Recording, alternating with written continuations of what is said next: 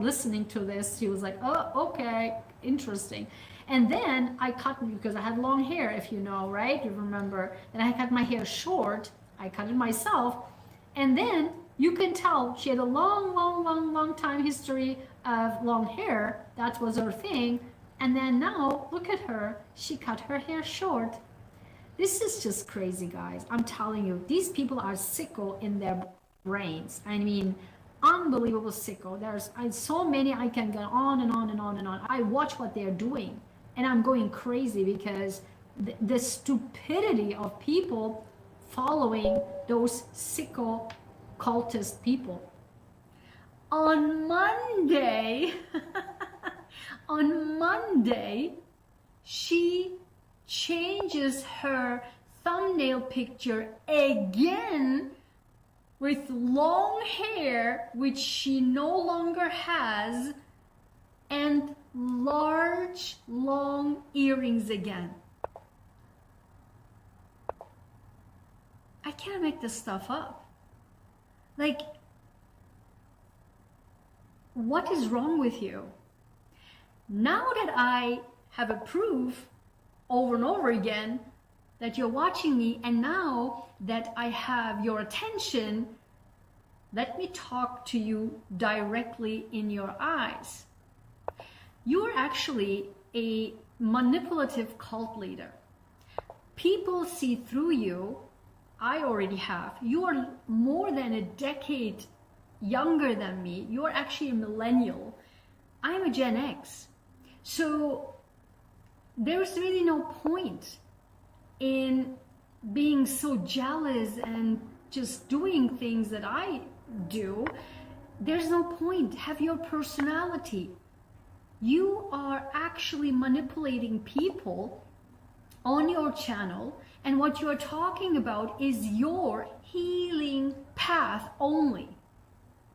And you mentioned this a million times over and over again. You're actually a goddamn narcissist. Why? You're so self-centered, so self-focused that you have the audacity to put your own picture to the tarot cards, actually not tarot, to your Lenormand cards that you created. You created your tarot cards, you created your Lenormand cards, and in the Lenormand, you put your own picture. You'll have that audacity, that narcissism, that self-centeredness, self-love. Like, I mean, we already said narcissism, so that covers it all. So I found it unbelievable that you really think that you can fake yourself through. And what is your point? What actually is your point in life? I know you're a Taurus woman, right? You are money focused, money driven. You do everything you possibly can. You did daily tarot readings for a really long time to hit that 100,000 subscribers. Once you hit that, out of the sudden, the daily tarots are gone. Right? Because the closer you got, you pushed and pushed and pushed and pushed and pushed all these videos, right? Now you hit that, so you step back because you reached your goal. Now you're doing a tarot course, whatever. It is unbelievable to me how you actually can think that it is a good thing to have these people hanging on to you, and you are this spiritual cult leader, manipulative cult leader. That's who you are. So, and then this faking this good-hearted, nice, kind person, it's totally money driven. If you would have had a personality, you wouldn't go about copying other people. You even copied another German tarot reader who's new, has a brand new channel, and she says, instead of Lenormand, she said Lenny's, which is so annoying. And you even copied the Lenny's. Let's check with the Lenny's. it's so annoying, that wording, but you even copy that. I mean, you have zero personality. You are so self-centered and focused. It's just, it's hard to watch. It's disgusting, actually. It is actually disgusting. I mean, I know from the stages you have built your channel. I'm not going to talk about this here. You know exactly what I'm talking about, right? The very beginning of your channel, what this was about. Have you not learned anything? I'm just saying this because I'm in that field and you know exactly what I'm talking about. Have you not learned anything in life from that experience? It is actually sickening. The soul needs healing. But as you heal, you are on your own. You can't manipulate people and come with you in that process that you haven't even accomplished yet. No healed person would ever copy anybody. It's just these narcissists would do that. Another level of psychosis is when you literally go the next day and completely change and copy what I just said a day ago, like 24 hours ago. This is actually pretty sick, like psychotic.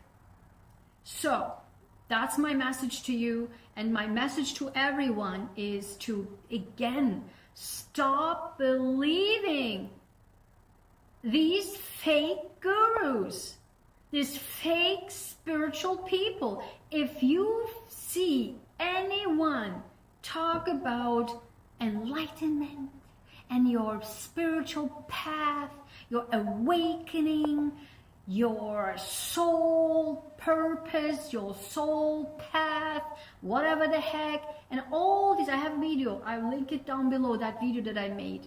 All these terminologies that are using, karma, karmic, right?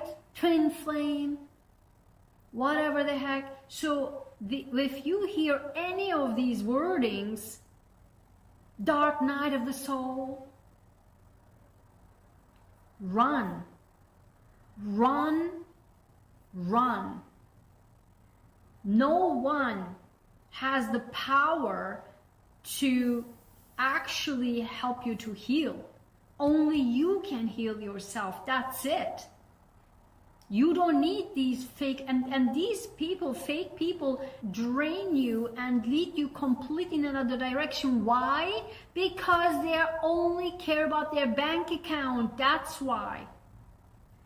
This fake spirituality is a multi-billion-dollar business, and they know that.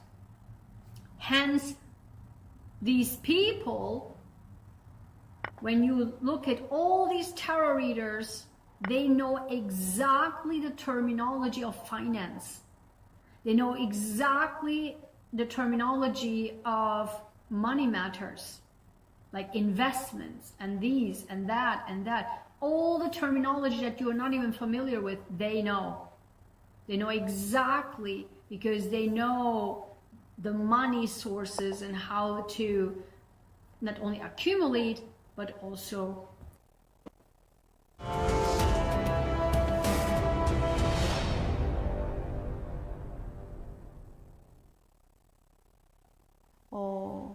네, 하사인 것 같은데요. 네. 해서 지금 목격한 다른 군인들이 제압을 해서 바로 이제 용의자는 체포가 됐습니다. 이 스튜어트 기지에서 있었던 일이고요. 그런데 하루 전에 피해자 5명 가운데 5분은 다 이제 살아나신대요. 수술하신 분들 계시지만 5사람 가운데 한 사람과 뭔가 이렇게 좀 충돌 같은 것이 있었대요. 근데 왜 충돌했는가? 그 갈등의 구체적인 내용 같은 것은 뭐 정확하게 얘기하진 않는데, 그리고 특히 군에서 이 용의자가 특별한 문제를 일으키지도 않았지만 최근에 음주운전 그것이 하나가 있다고 하고, 아버지를 포함한 주변 사람들은 군에서 아프리칸 아메리칸입니다. 굉장히 그 차별 같은 것을 많이 받는다 이런 얘기를 평소에 인종차별 경험에 대해서 얘기를 했다고 하는데 그게 직접적인 계기인지도 우리는 알 수가 없습니다. 근데 이제 여기서 또 하나 중요한 것은 미군 기지 내에서 대형 총격 사건이 많이 일어난다는 일이죠. 뭐 텍사스에서는 육군 뭐 정신과 의사가 예전에 한번 총격 사건을 저지른 그런 일들도 있었고요. 그리고는 또 다른 그 뉴욕타임스 보도로는 뉴욕 시장 선거 있잖아요. 뉴욕 시장 선거에 트럼프 대통령이 개입을 하는 것을 지금 고려하고 있다.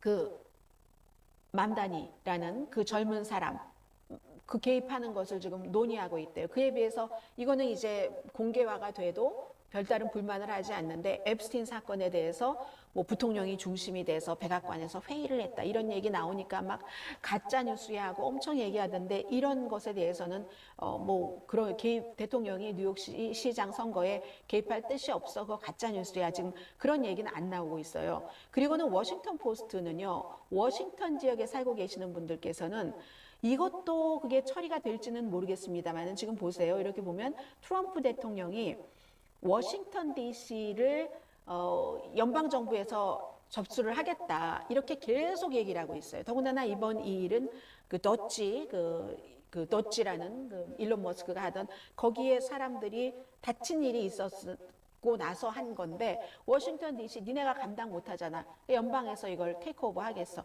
로스앤젤레스에서 군인들을 여기에 이제 보내고 해병대까지 보내고 했을 때와 똑같은 거예요. 경찰이 통제를 못하잖아. 그러니까 우리가 하겠어. 오늘부터 뭔가를 하긴 한다고 하는데요. 좀 뭔가 연방 수사국이라던가 주방위군 또 연방 이민세관 단속국 국토안보부들이 활동을 조금 시작을 한답니다.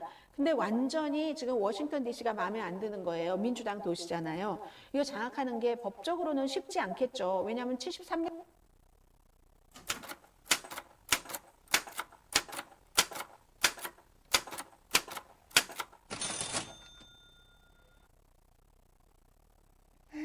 찬미 예수님, 2025년 8월 8일 성 도미니코 사제 기념일에 미리미리 듣는 미리 말씀의 복음밥 신부입니다. 무엇을 하든 준비운동이라는 것이 필요합니다. 등산을 하려면 산을 오를 수 있는 다리 힘과 심폐지구력이 있어야 하기에 자신이 원하는 산이 있다면 그것에 준하는 산을 오르고 준비해야 합니다.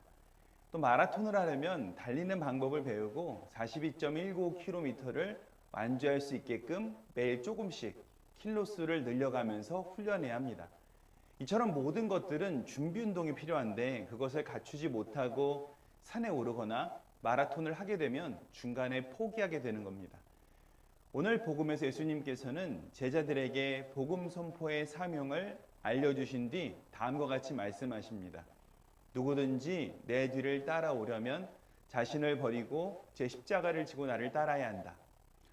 살아가다 보니 매일 꾸준히 자신에게 주어진 어려움과 고통이라는 십자가를 지고 걸어간 사람에게 넘지 못할 어려움과 고통이 없음을 보게 됩니다. 그들은 보통 그런 어려움이 다가오면 다음과 같이 말합니다. 하느님이 다 뜻이 있겠지. 매일 주어진 십자가를 지고 간 사람이 하는 이 소리의 무게는 듣는 사람도 받아들이게 됩니다. 사람들은 저에게 물어봅니다. 신부님, 성당일도 바쁜데 매일 복음 묵상을 어떻게 하고 매일 글을 올려요? 그 질문에 저는 이렇게 답합니다. 매일 하다 보니 하게 되더라고요. 그럼 사람들은 이렇게 답합니다. 신부님이니까죠. 저는 제가 신부여서 매일 복음 묵상을 한다고 생각하지 않습니다. 매일 하루도 거르지 않고 하다 보니 할 수 있는 영적 근육이 마음속에 생긴 거죠. 주님께서는 우리 모두에게 복음을 통해 하늘나라로 갈 수 있는 정답을 알려주십니다.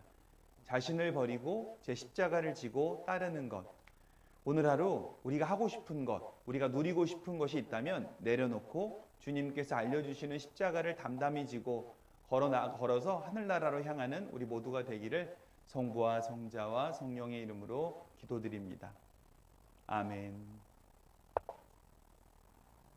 찬미 예수님, 구독과 좋아요, 알림 설정 부탁드려요.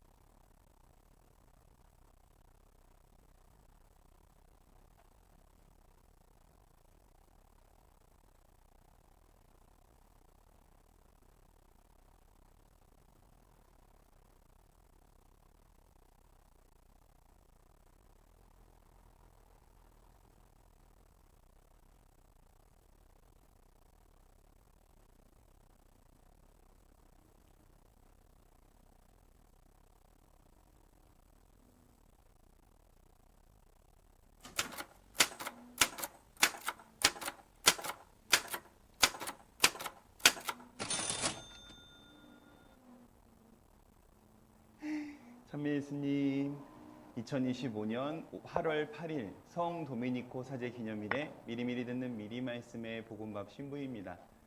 무엇을 하든 준비 운동이라는 것이 필요합니다. 등산을 하려면 산을 오를 수 있는 다리 힘과 심폐지구력이 있어야 하기에 자신이 원하는 산이 있다면 그것에 준하는 산을 오르고 준비해야 합니다. 또 마라톤을 하려면 달리는 방법을 배우고 42.19km를 완주할 수 있게끔 매일 조금씩 킬로수를 늘려가면서 훈련해야 합니다. 이처럼 모든 것들은 준비 운동이 필요한데 그것을 갖추지 못하고 산에 오르거나 마라톤을 하게 되면 중간에 포기하게 되는 겁니다. 오늘 복음에서 예수님께서는 제자들에게 복음 선포의 사명을 알려주신 뒤 다음과 같이 말씀하십니다. 누구든지 내 뒤를 따라오려면 자신을 버리고 제 십자가를 지고 나를 따라야 한다.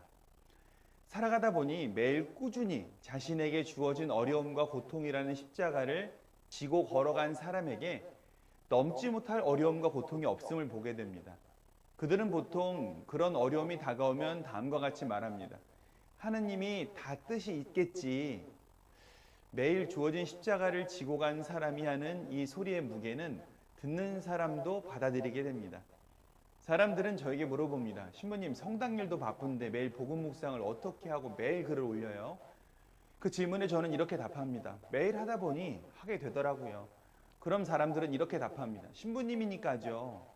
저는 제가 신부여서 매일 복음 묵상을 한다고 생각하지 않습니다.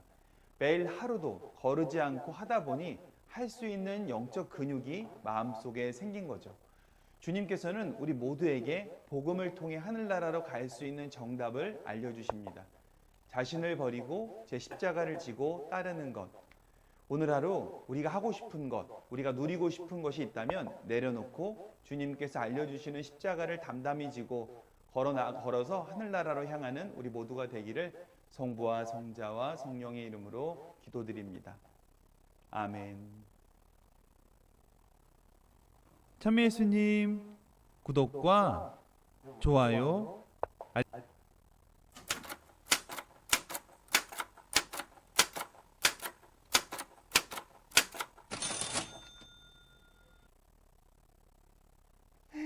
찬미 예수님, 2025년 8월 8일 성 도미니코 사제 기념일에 미리미리 듣는 미리 말씀의 복음밥 신부입니다. 무엇을 하든 준비 운동이라는 것이 필요합니다. 등산을 하려면 산을 오를 수 있는 다리 힘과 심폐지구력이 있어야 하기에 자신이 원하는 산이 있다면 그것에 준하는 산을 오르고 준비해야 합니다. 또 마라톤을 하려면 달리는 방법을 배우고 42.19km를 완주할 수 있게끔 매일 조금씩 킬로수를 늘려가면서 훈련해야 합니다. 이처럼 모든 것들은 준비 운동이 필요한데 그것을 갖추지 못하고 산에 오르거나 마라톤을 하게 되면 중간에 포기하게 되는 겁니다. 오늘 복음에서 예수님께서는 제자들에게 복음 선포의 사명을 알려주신 뒤 다음과 같이 말씀하십니다. 누구든지 내 뒤를 따라오려면 자신을 버리고 제 십자가를 지고 나를 따라야 한다. 살아가다 보니 매일 꾸준히 자신에게 주어진 어려움과 고통이라는 십자가를 지고 걸어간 사람에게 넘지 못할 어려움과 고통이 없음을 보게 됩니다.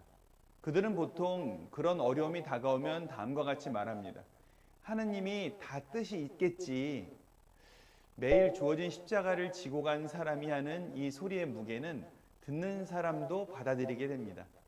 사람들은 저에게 물어봅니다. 신부님, 성당일도 바쁜데 매일 복음 묵상을 어떻게 하고 매일 글을 올려요? 그 질문에 저는 이렇게 답합니다. 매일 하다 보니 하게 되더라고요. 그럼 사람들은 이렇게 답합니다. 신부님이니까죠. 저는 제가 신부여서 매일 복음 묵상을 한다고 생각하지 않습니다. 매일 하루도 거르지 않고 하다 보니 할 수 있는 영적 근육이 마음속에 생긴 거죠. 주님께서는 우리 모두에게 복음을 통해 하늘나라로 갈 수 있는 정답을 알려주십니다. 자신을 버리고 제 십자가를 지고 따르는 것. 오늘 하루 우리가 하고 싶은 것, 우리가 누리고 싶은 것이 있다면 내려놓고 주님께서 알려주시는 십자가를 담담히 지고 걸어서 하늘나라로 향하는 우리 모두가 되기를 성부와 성자와 성령의 이름으로 기도드립니다. 아멘. 찬미 예수님, 구독과 좋아요, 알림 설정 부탁드려요.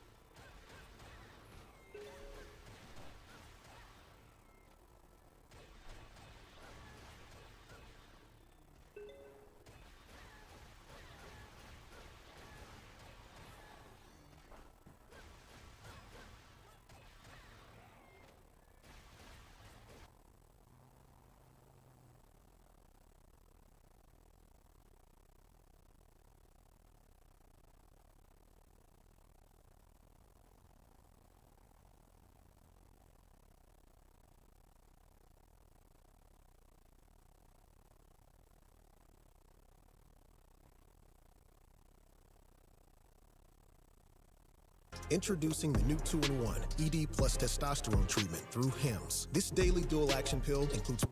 Interested to hear how these changes will improve New Jersey's impressive biopharmaceutical industry.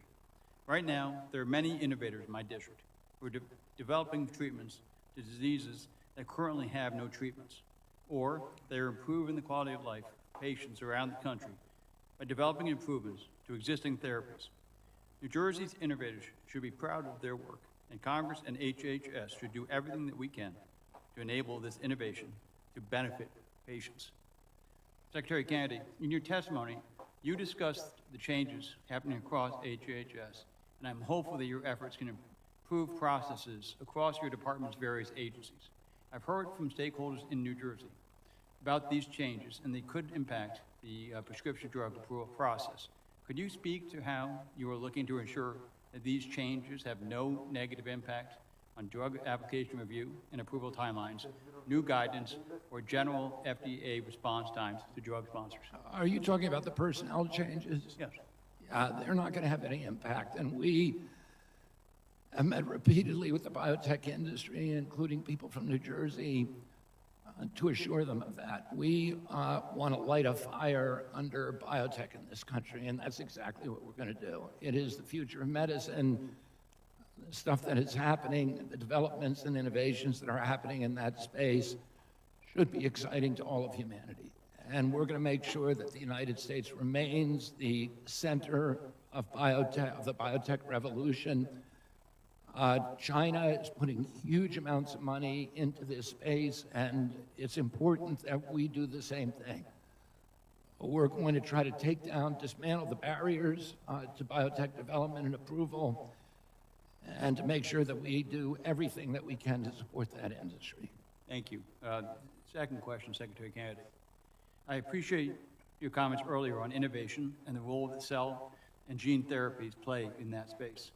However, we must not forget the innovation that continues in the small molecule drug space, especially since these drugs can often be more convenient for patients. So amidst changes at the FDA over the past several months, including at the Centers for Drug Evaluation and Research, how are you ensuring that FDA can continue to enable innovation and flexibility in its reviews and approval of small molecule drugs? I mean, that is a delicate path that I think we all have to talk about. We have to work with Congress to reform the pill penalty, and there is a provision in that in the big beautiful bill. And it's something that Congress ultimately is going to decide. We want to make sure that, you know, it's the small molecule drugs that you can take at home, the pills that the elderly consume in this country, and we want to make sure those are available and that those are at a convenient cost. And to some extent, the pill penalty has dampened innovation in that space, and a lot of the money the investment money has moved to the large molecules, the long molecule space. But it's a delicate balance, and we try to resolve that in the big beautiful bill. I think it's something that both sides of the aisle have an interest in, and that we all ought to be trying to strike right balance. I look forward to working with you in that regard, legislatively or administratively. Earlier this year, Secretary Kennedy, the administration issued an executive order that called for you and the FDA commissioner to look at administrative and legislative recommendations to improve the process by which prescription drugs can be reclassified as over-the-counter medications. This is commonly referred to as switch, and is important to me since New Jersey has a number of over-the-counter drug manufacturers. How can we work together to make sure that FDA approaches its work on OTC medicines, including switches, in a common sense and least burdensome manner to make sure that we realize the full potential of OTC benefits for American consumers? This is an opportunity that we're deeply interested in, that we're committed to at FDA, and I would urge you to talk not just to me, but to Marty McCary about that. I think you'll be very, very gratified by the interest, by his openness to those kind of innovations. The gentleman's Thank you, time Mr. has Secretary. expired. And I yield back. And the gentleman yields back. That concludes questions from the members of this subcommittee. I ask unanimous consent to insert in the record the documents included on the staff hearing documents list. Without objection, so ordered. I'd like to thank our witness again for being here today. Secretary Kennedy, thank you very much for your presence here. Members of this subcommittee and those who are present and waved on may have additional written questions for you. I'll remind members of this subcommittee and those who are present and waved on that they have 10 business days to submit questions for the record, and I ask the witness to respond to those questions promptly. Members of this subcommittee and those who are present and waved on should submit their questions by the close of business on Wednesday, July the 9th. Without objection, the subcommittee is adjourned. Before I begin, I want to welcome everyone here, particularly our witness. Two things that I want to point out to both sides of the aisle. First of all, we are going to use this gavel today. We are going to limit people to 5 minutes, so please be aware of that. I'm going to be fair on both sides, but I do want to let all of you know that we're going to try to limit it to 5 minutes. Secondly, this subcommittee in particular, prides itself on decorum, so I want to encourage everyone to be respectful of each other as well as with our witness. I'm sure he'll do the same. So thank y'all for being here. The chair now recognizes himself for 5 minutes for an opening statement. It's my pleasure to begin today's hearing by welcoming the Secretary of Health and Human Services, Robert F. Kennedy Jr., to the House Energy and Commerce Committee Subcommittee on Health. Thank you, Secretary Kennedy, for coming before the committee to discuss the fiscal year 2026 budget for the U.S. Department of Health and Human Services. In 2023, our nation spent an estimated $4.9 trillion on health care. That's nearly 20% of our gross domestic product. And when it comes to per-person health care spending, the United States far surpasses every other nation in the world. And yet, America's health outcomes still lag behind our peers. Life expectancy in the U.S. is lower than in other developed economies, and rates of infant and maternal mortality, obesity, diabetes, and heart disease are higher. At the same time, public trust in government health agencies has eroded. The results of our record-breaking spending speak for themselves, and that's unacceptable. The system isn't just expensive, it's failing the very people it's meant to serve. Currently in the United States, 3 in 4 adults experience one or more chronic conditions. In 2013, no state had adult obesity prevalence at or above 35%. Fast forward to 2023. 23 states had 35% or higher adult obesity rates. According to the CDC, in my home state of Georgia, 35% of adults are obese, and 1 in 10 adults are living with 3 or more chronic conditions. During my time as a pharmacist, I saw firsthand the toll that diet-related chronic diseases can have on individuals and families due to rising health care premiums, out-of-pocket costs, and missed work. The financial impact is astronomical, not to mention how taxing the physical, emotional, and mental burdens can be. Just looking at the impact of diabetes, the United States spends more than $327 billion each year combating the disease, with $237 billion spent on medical costs and another $90 billion in productivity losses. America needs a new prescription, a clear, bold vision for the future. We can no longer afford to simply throw more money at this problem and hope for change. It is time to break from the old ways and embrace innovative, courageous ideas that will truly make America healthy again. I'm looking forward to hearing more about how HHS is working to improve healthcare access for American patients and reduce provider burnout by leading on necessary changes to fix the broken health insurance prior authorization process. I'm also looking forward to hearing more about your agency's plan to reduce unnecessary animal testing. So many of us here today are committed to a more efficient drug development process, and I'm encouraged by the FDA's roadmap to reduce animal testing in preclinical safety studies through the use of innovative 21st century science. As a supporter of the FDA Modernization Act 2.0 and the lead author of the FDA Modernization Act 3.0, I'm excited to see that under your leadership, Mr. Secretary, the Department of Health and Human Services is building off these proposals and leading the charge for the development of safe, effective treatments and therapies without unnecessary animal suffering. I look forward to hearing additional details of the Secretary's proposal and to continuing the dialogue between HHS and the Energy and Commerce Committee as we begin the budget process in earnest. Again, I appreciate you being here today. I look forward to hearing how the proposed HHS budget will advance President Trump's mission of making America healthy again. I now recognize the gentlelady from Colorado, Representative DeGette, for 5 minutes for an opening statement. Thank you, Mr. Chairman. HHS and its crown jewels, agencies like the NIH and FDA, have championed amazing breakthroughs that until this year have accelerated, making us the undisputed world leader in curing disease. The cancer death rate in the U.S. dropped by 34% from 1991 to 2022.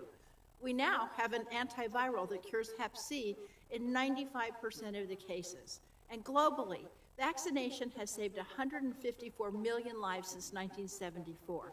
These achievements were driven by federally funded biomedical research and by public health professionals serving at HHS. Sadly, the Trump administration, beginning with DOJA's shocking and mystifying cuts, is imperiling our health and that of future generations. The department has created chaos by indiscriminately firing new employees, pushing established experts into retirement, and implementing poorly conceived reductions in force. These cuts were done haphazardly and without regard to HHS needs, present or future. In addition to inexplicable, chaotic layoffs, the department has frozen and slashed grants, politicized science, and added bureaucratic red tape. While some work has been reinstated, in large part due to court orders, every member in this room, on both sides of the aisle, has heard from public health organizations and research universities in their districts about the abrupt halting of funding. I don't have time to go over all the important funding cut just at the University of Colorado, but it includes a researcher studying whether and how airborne contaminants, including glyphosate, impact chronic kidney disease, and another looking into whether viral infection accelerates Alzheimer's disease. Research labs are closing. Americans are dying waiting for care. Promising clinical trials are being delayed, and scientific research, which is the lifeblood of our communities, is stopping. I think we all read the article in the Washington Post last week about the Georgia man with metastatic cancer whose treatment in a clinical trial has been delayed because of a lack of essential lab personnel. Thanks to the chaos this administration has caused, his life is on the line. Why make these cuts? It's inexplicable. Many research cancellations appear not to be driven by concerns rooted in science, but in biases completely unrelated, unrooted in evidence, such as the Secretary's animus towards mRNA technology. He ignores that COVID-19 vaccination prevented 3.2 million deaths in the U.S. between December 2020 and November 2022. Under the Secretary's leadership, the Maha Commission, which met once behind closed doors and conducted an opaque process without public input, released an error-ridden report that misrepresented researchers' work, made up sources, and included AI hallucinated information. In looking at chronic disease and how environmental factors influence it, the Secretary has identified some real problems. Those problems demand rigorous study, and I know I and all my colleagues stand ready to work collectively to address them. But the federal workers who were unceremoniously fired could likely have helped develop a useful and informative report. The Secretary is here today to defend his fiscal year 2026 budget. This budget is a roadmap to continue the chaos of the past several months and a blueprint for a sicker and poorer America. This budget seeks to cut the NIH by 40%. What that means is less NIH-funded research, fewer high-quality studies, and a shrinking base of scientific talent in the United States. NIH-funded research underpinned nearly every single drug approval in the U.S. from 2010 to 2019. In this budget, the Secretary calls for eliminating programs to prevent death and disease, such as the National Diabetes Prevention Program, the Tobacco Prevention Control Program, and, with what you said, Mr. Chairman, the Safe Motherhood and Infant Health Program. This budget would also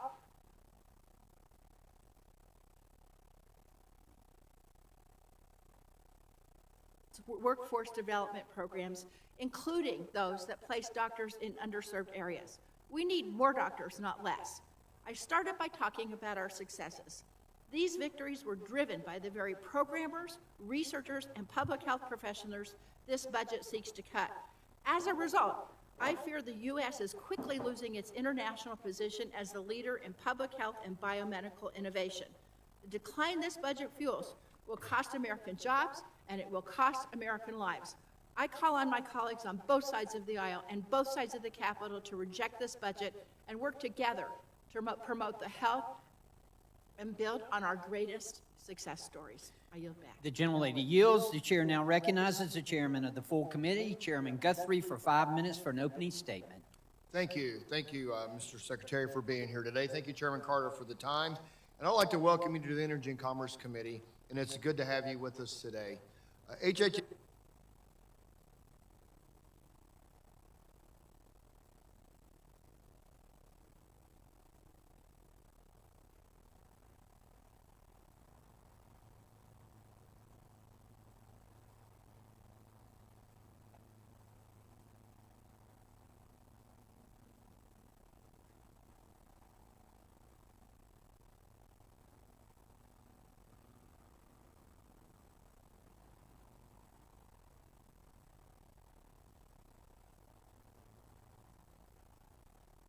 관세를 맞을 가능성이 거의 없습니다. 반도체 최혜국 대우를 약속받은 데다 이미 미국 텍사스주와 인디애나주에 각각 반도체 관련 투자를 진행하고 있기 때문입니다. 변수는 복잡한 반도체 공급망입니다. 우리나라에서 직접 미국으로 가는 건 7.5%뿐 아시아 지역에서 조립 포장한 뒤 수출되는데 최종 생산국에 높은 관세가 부과될 수 있습니다. 각국의 상호 관세가 현지 시간 7일 발효됐지만 파장은 이어지고 있습니다. 39%를 부과받게 된 스위스와 30%인 남아프리카 공화국은 타격을 우려하며 추가 협상을 계속하겠다고 밝혔습니다. 유럽연합은 상호 관세 발효에도 불구하고 자동차 관세율을 27.5%에서 15%로 낮추는 미국 측의 행정명령이 지연돼 난감합니다. 미국 월스트리트 저널은 트럼프 관세로 인해 글로벌 자동차 제조사들의 분기 피해액이 이미 118억 달러, 우리 돈 16조 원을 넘었다고 분석했습니다. MBC 뉴스 정병화입니다. 입추를 지나면서 열대야가 일시 주춤하고 있습니다. 밤새 복사냉각이 일어나 대부분 기온이 25도를 밑돌고 있는데요. 낮 동안에는 구름이 햇볕을 가리더라도 어제만큼 더워지겠습니다. 전국이 30도를 웃돌겠고 대구는 33도까지 오르겠습니다. 또 오전부터 저녁 사이 강원 내륙 산지와 경북 곳곳에는 소나기가 오는 곳이 있겠고요. 정체전선의 영향으로 제주에서는 비가 이어질 텐데요. 주말인 내일부터는 이 정체전선상에서 저기압이 발달하면서 차츰 남부지방을 중심으로 강하고 많은 비가 집중되겠습니다. 많은 곳은 최대 100 이상, 호남 지역에도 많게는 150mm가 넘게 예보됐습니다. 날씨였습니다.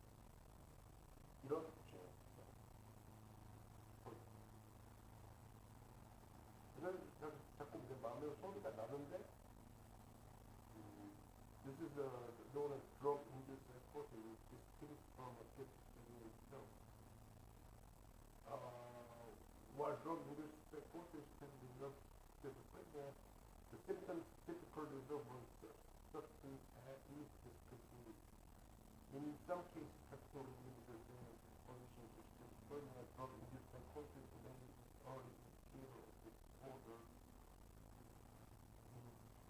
Particularly users pollution to schizophrenia, drug-induced psychosis may be an early indicator of disorders that potentially trigger onset regarding other steps different and unifying themselves.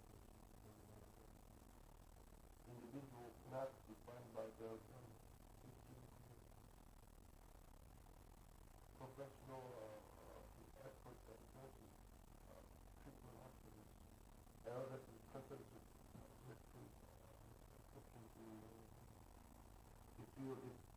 if you're in a distress, you feel unable to keep yourself safe, if they have given me schizophrenia medicine for a long time, that trigger meaning symptoms of psychosis is a core feature of schizophrenia. This known as drug-induced psychosis, which is distinct from schizophrenia, or drug-induced psychosis. 좋은 집에서 먼 거리라는 게 자꾸 맞아가지고 나는 게 core feature of schizophrenia is known as drug-induced psychosis, which is distinct from schizophrenia. Meaning symptom of psychosis is certain prescription medicine.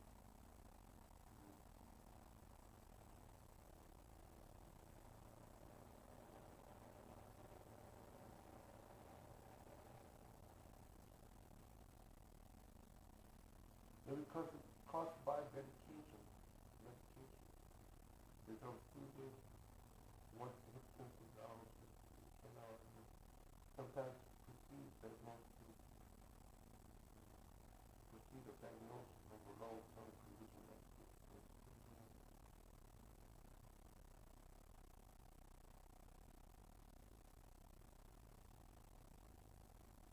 Antipsychotics resemble psychotic symptoms and usually drug-induced psychosis can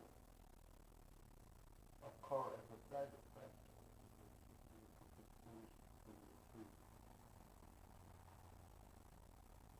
understand the control of the psychosis precisely antipsychotic is effectively diagnosed. It's crucial to consult with the mental health.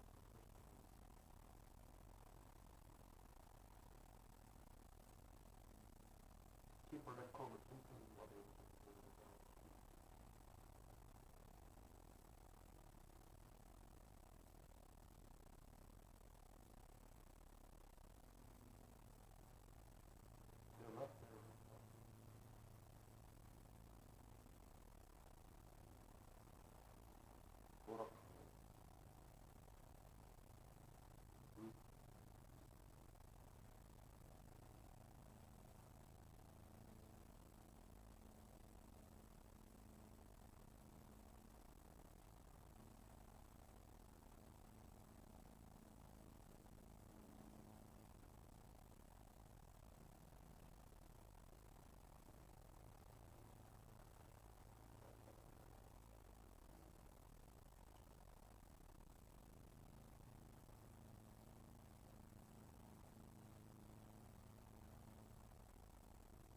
그러니까 약 제품이 스키즈프레니아하고 똑같이 약을 맞고 암이라고 먹으면 똑같이 스키즈프레니아하고 똑같이 증상이 나온다는데. 그러니까 아무나 약 맞아놓고 그 암이 어디 끝까지 있었는데 그게 심통이다 하고 저거도 그러니까 아무나 맞춰가지고 돈을 벌 수 있습니다. 그런 거는 지금.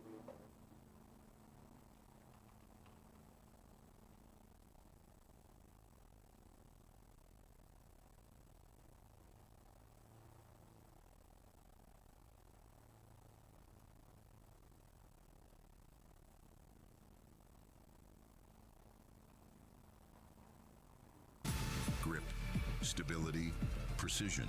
That's the essence of driving. Lawfin. Fresh, chef-crafted meals in over 2,000 locations. Farmer's Fridge, good to go. 공세 수위를 높였습니다. 이승국 기자입니다.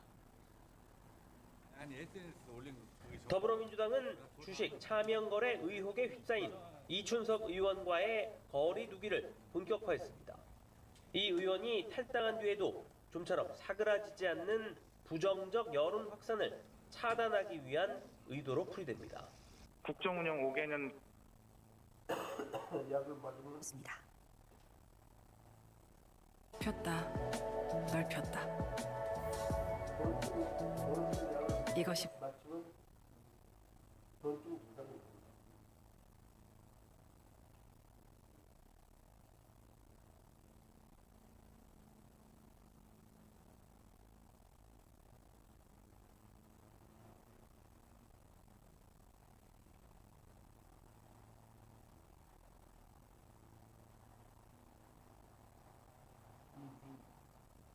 relieving some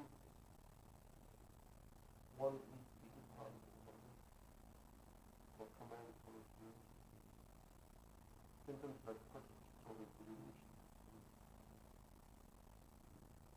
for command policy still the voices of the person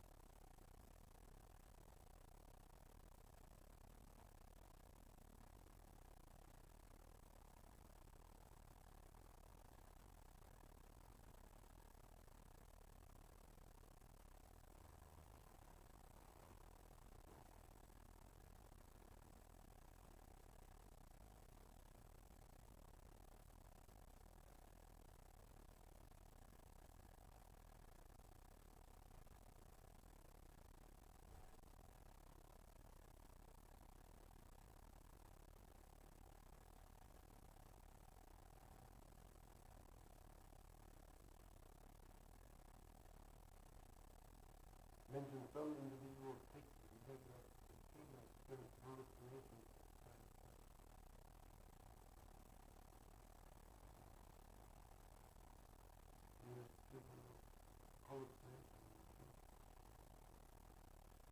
What the substitute, what makes rather than medication causing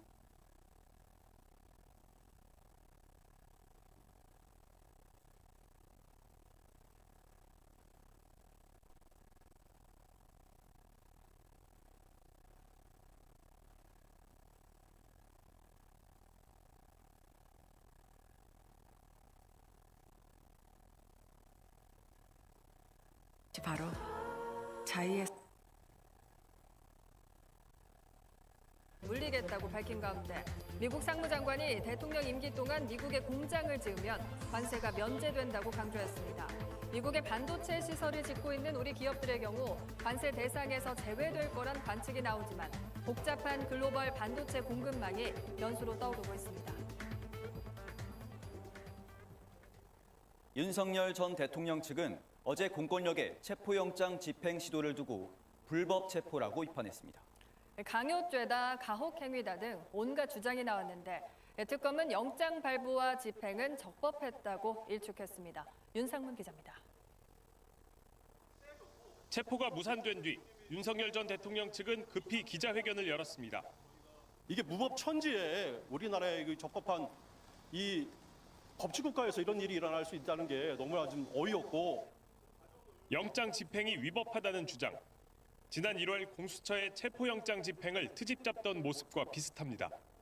안타깝게도 이 나라에는 법이 모두 무너졌습니다. 불법이 자행되고 무효인 영장에 의해서 절차를 강압적으로 진행하는 영장 집행에 강제력이 수반될 수밖에 없는 것 아니냐는 질문에는 체포가 곧 석방이라는 이해하기 힘든 답을 내놨습니다.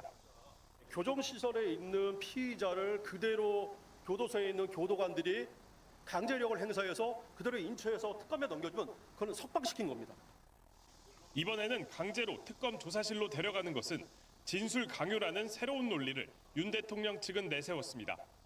강제 인치하고자 하는 것은 그 자체가 진술을 강요하는 것과 다름이 없고 또 형사적으로도 강요죄가 이고 또 그 자체로 가혹행위입니다.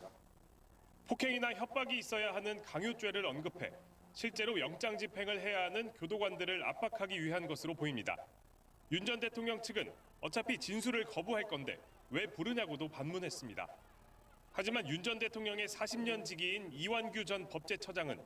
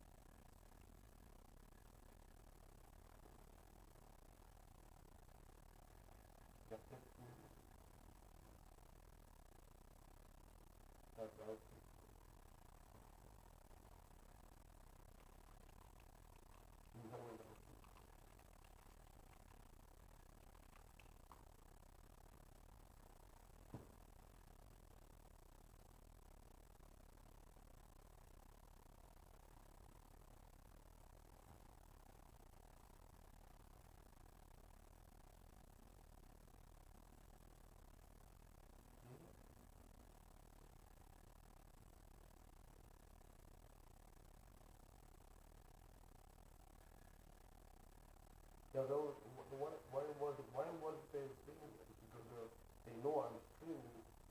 So 마테오가 전한 거룩한 복음입니다. 그때 예수님께서 제자들에게 말씀하셨다. 누구든지 내 뒤를 따라오려면 자신을 버리고 제 십자가를 전한 거룩한 복음입니다. 그때 예수님께서 제자들에게 말씀하셨다. 누구든지 내 뒤를 따라오려면 자신을 버리고 제 십자가를 지고 나를 따라야 한다. 정녕 자기 목숨을 구하려는 사람은 목숨을 잃을 것이고 나 때문에 자기 목숨을 잃는 사람은 목숨을 얻을 것이다. 사람이 온 세상을 얻고도 제 목숨을 잃으면 무슨 소용이 있겠느냐? 사람이 제 목숨을 무엇과 바꿀 수 있겠느냐?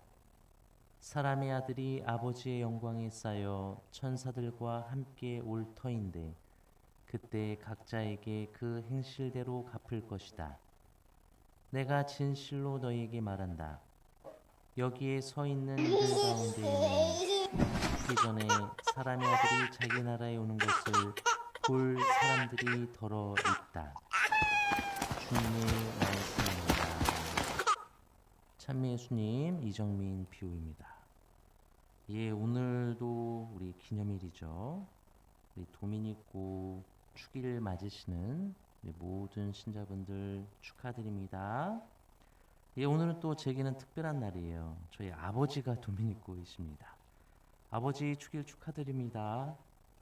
예, 여러분들 부러우시면 꼭 우리 아들들 신학교 보내셔서 우리 사제로 꼭 해주시면 이렇게 또 좋은 기회에 축하 받으실 수 있을 거예요. 오늘 독서 말씀, 신명기 말씀 함께 좀 나눔을 하고자 합니다. 하느님께서 계속 질문하십니다. 그런데 이 질문은 우리를 당신의 드넓은 세상으로 안내해 줍니다. 하느님이 이 세상에 그동안 얼마나 많은 종을 주셨는지 다시금 보게 해주는 역할을 합니다. 마치 욥기 38장부터 등장하시는 하느님의 말씀들, 질문들과 좀 비슷해요. Psychiatric medications are permanent. So if you start a med, you're on it forever for the rest of your life. And in fact, that's not what the data shows. It actually, what typically happens is you take a medication until you're doing better for about a year, and then you can talk with your provider about going off of it. So I think that's another big one I like to clarify pretty quickly with. Psychiatric medications are permanent. So if you start a med, you're on it forever for the rest of your life. And in fact, that's not what the data shows. It actually, what typically happens is you take a medication until you're doing better for about a year, and then you can talk with your provider about going off of it. So I think that's another big one I like to clarify pretty quickly with. Psychiatric medications are permanent. So if you start a med, you're on it forever for the rest of your life. And in fact, that's not what the data shows. It actually, what typically happens is you take a medication until you're doing better for about a year, and then you can talk with your provider about going off of it. So I think that's another big one I like to clarify pretty quickly with. Psychiatric medications are permanent. So if you start a med, you're on it forever for the rest of your life. And in fact, that's not what the data shows. It actually, what typically happens is you take a medication until you're doing better for about a year, and then you can talk with your provider about going off of it. So I think that's another big one I like to clarify pretty quickly with. Psychiatric medications are permanent. So if you start a med, you're on it forever for the rest of your life. And in fact, that's not what the data shows. It actually, what typically happens is you take a medication until you're doing better for about a year, and then you can talk with your provider about going off of it. So I think that's another big one I like to clarify pretty quickly with. 신명기 이름이 바로 말씀들입니다. 늘 우리 삶 안에서 주어지고 펼쳐지는 하느님의 말씀의 책이 신명기죠. 그 넓은 세상으로 안내해 줍니다. 하느님이 이 세상에 그동안 얼마나 많은 종을 주셨는지 다시금 보게 해주는 역할을 합니다. 마치 욥기 38장부터 등장하시는 하느님의 말씀들, 질문들과 좀 비슷해요. 오늘 첫 질문의 내용 드리면 이제 하느님께서 땅 위에 사람을 창조하신 날부터 너희가 태어나기 전의 날들에게 물어보아라. 하늘 이 끝에서 저 끝까지 물어보아라. 과연 이처럼 큰 일이 일어난 적이 있느냐? 이와 같은 일을 들어본 적이 있느냐? 불 속에서 말씀하시는 하나님의 소리를 듣고도 너희처럼 살아남은 백성이 있느냐? 어떻습니까? 우리 하나님의 질문 너무나 웅장하죠. 하나님의 이 세상 어쩌면 우리 머리로 다 이해 못할 거예요. 너무나 웅장한 이 하나님의 세상 참 감사드릴 수밖에 없고 때로는 감동을 받을 수밖에 없습니다. 그런데 우리 때로 머리가 좀 굵어졌다고 뭐라도 됐냐 주님께 대들기도 합니다. 하지만 신명기의 말씀을 들으며 깨닫게 되는 것은 이 광활한 우주와 우리 생명의 주인은 내가 아니라 역시 하느님이시라는 것입니다. 이스라엘은 이것을 끊임없이 잊고 살고 또 다시 깨닫고 잊고 살고 다시 깨닫고 이런 삶이었어요. 중요한 건 하느님께서 다시 일깨워 주신다는 것입니다. 그래서 이스라엘 사람들에게는 신명기 이름이 바로 말씀들입니다. 늘 우리 삶 안에서 주어지고 펼쳐지는 하느님의 말씀의 책이 신명기죠. 우리도 마찬가지입니다. 어제도 주님의 말씀을 또 잊고 살았는지 모릅니다. 그분은 이런 우리들에게 또 일깨워 주십니다. 어찌 보면 이 세상은 하나의 연습을 위한 장입니다. 하느님 나라를 살기 위한 연습을 하는 곳이 바로 이 세상이 아닐까 묵상해 봅니다. 이 세상에서 하느님의 뜻에 따라 예수 그리스도를 닮은 삶을 잘 익힌 분들은 하느님 나라가 그 자체 선물이고 은총이 가득한 그래서 행복한 곳입니다. 하지만 이곳에서 연습을 게을리한 자는 그 자체로 하느님 나라가 괴로운 소위 지옥으로 체험될 것입니다. 그러니 이 세상에서 하느님께서 허락해 주시고 은총으로 함께 해주시는 이 세상에서 연습을 열심히 해야죠. 그 연습의 방법 바로 복음 가르쳐 주십니다. 그 도구가 바로 십자가이죠. 오늘 하루 주님과 함께 지는 십자가의 길 힘내시기를 기도합니다. 아멘.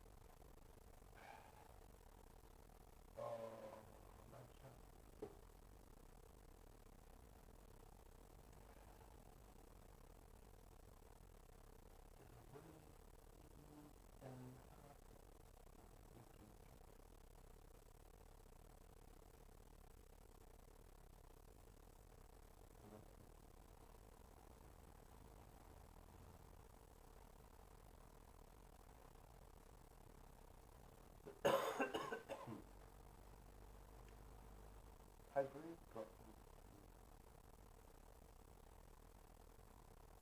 I don't know.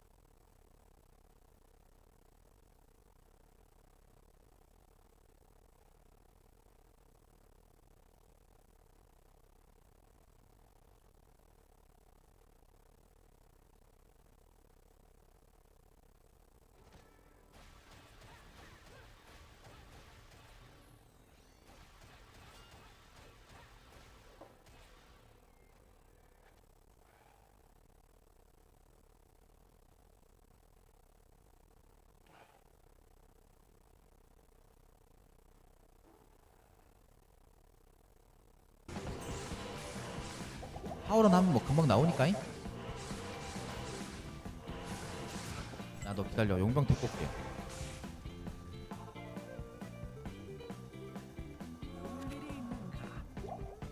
육개장 맛있다고요? 보석이요? 헬포지에서 나왔을 건데. 방어구가 탈차엘 다이암 없네? 에라이. 안 되겠네. 근데 돌다 보면 먹겠지. Counties across the Commonwealth are pulling from their savings 시작부터 하니까 or 힘들긴 taking 해요. out loans to fund 망치랑 certain 홀파. services. However, even when the state budget does get passed, the mental health networks in communities have a long road to recovery after a decade of flat funding. Tonight, our Kara Jeffers reports. Pennsylvania cut their mental health service funding by 10% back in 2012 and flat funded the line item until last budget. The same services back in 2013, let's say, cost vastly more now. Even though there's not cuts in funding, you're talking about it. Now we're looking at, you can't pay people $10 an hour anymore or $12 an hour anymore. State lawmakers increased funding by $20 million in the 2024-25 budget, and Democratic Governor Josh Shapiro proposed another $20 million increase this year. Still, a decade of flat funding has resulted in bare-bones programs in communities. And I don't think you'll find a county anywhere that won't tell you that we're all suffering with mental health crisis. Mental health funds are given to counties who distribute them to mental health organizations. With less funding, community-rooted services are cut, and it can take months to get clinical care. Ourselves going farther and farther out of our county and even our region to find providers to provide this care. When people can't get care, they end up in crisis. Sometimes that means a hospital stay.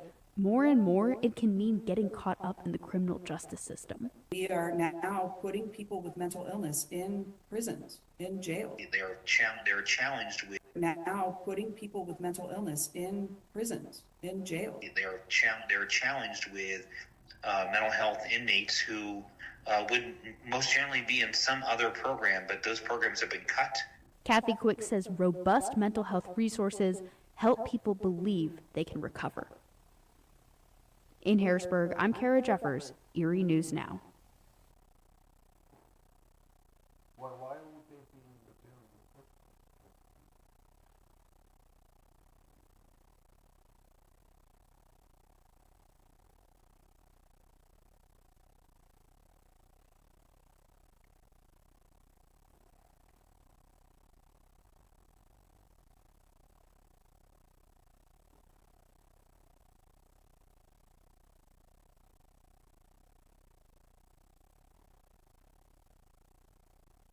Yeah, nowadays, like, people don't commit crime. So, if you do something wrong, and then it's easy to land someone and jail. It's easy to land someone in the jail.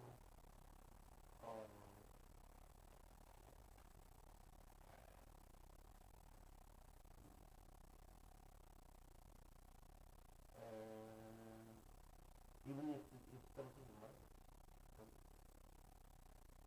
and because police need police services are really are dependent on how many people they keep releasing, not actually protecting the person.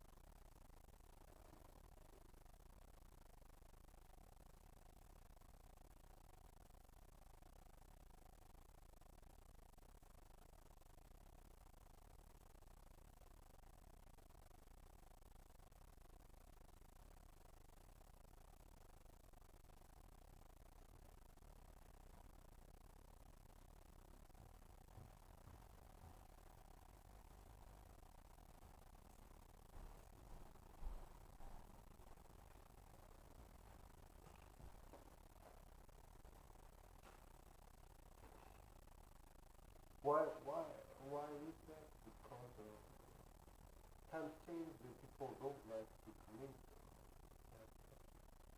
They got like a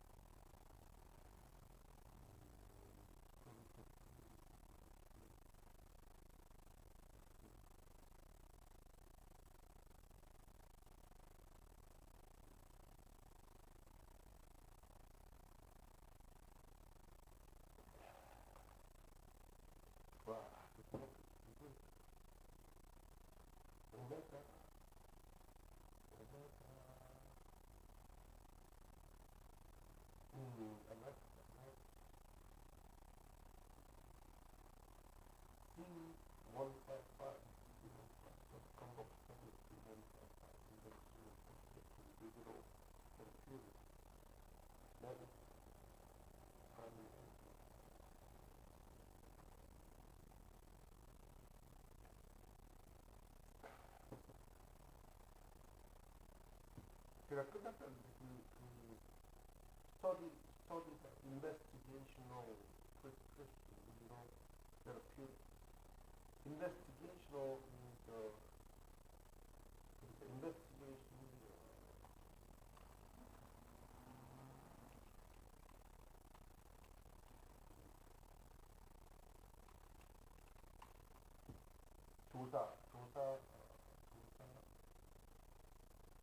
조사용으로 된 prescription, 그러니까 prescription,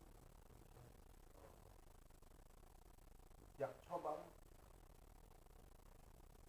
조사용으로 된 약 처방, 디지털 테라피, 그러니까 전자 형식으로 된 치료. 내 primary 그게 끝났다.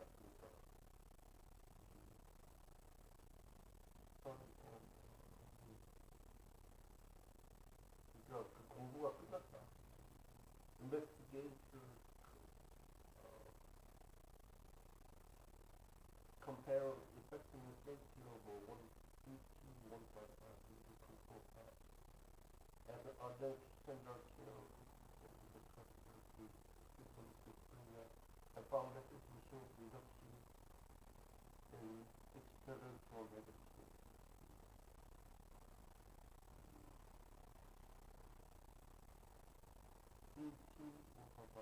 Showed a reduction in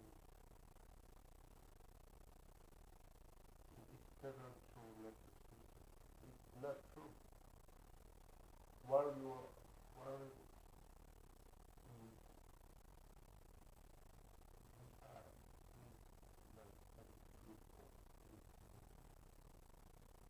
part of the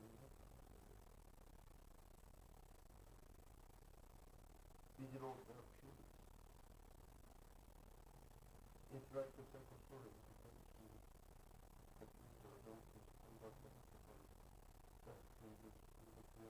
or experience in medicine. important moment for the people living with negative symptoms. Help manage negative symptoms. So know the disability, so the treatment indicated negative symptoms. There is no U.S. regulatory authority approved treatment indicated for negative symptoms of schizophrenia. This is one of the largest unmet needs. We are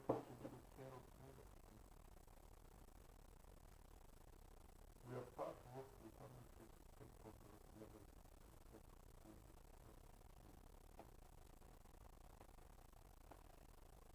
Now, why did this news just pop up? Because I just said I didn't kill anybody in my life. 끝났다는 거는 보통 끝났다.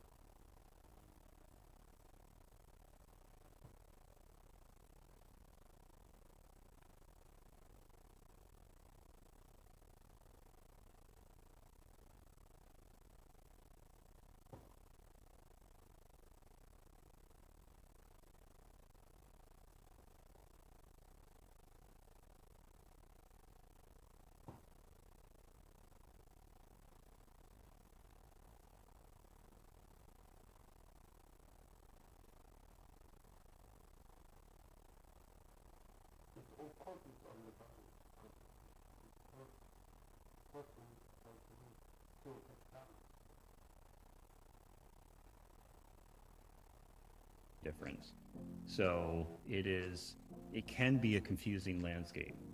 Welcome back, everyone. My name is Will, the Right Wizard, and you're listening to I Choose Coffee, a podcast about mental health, communication, and embracing the absurd.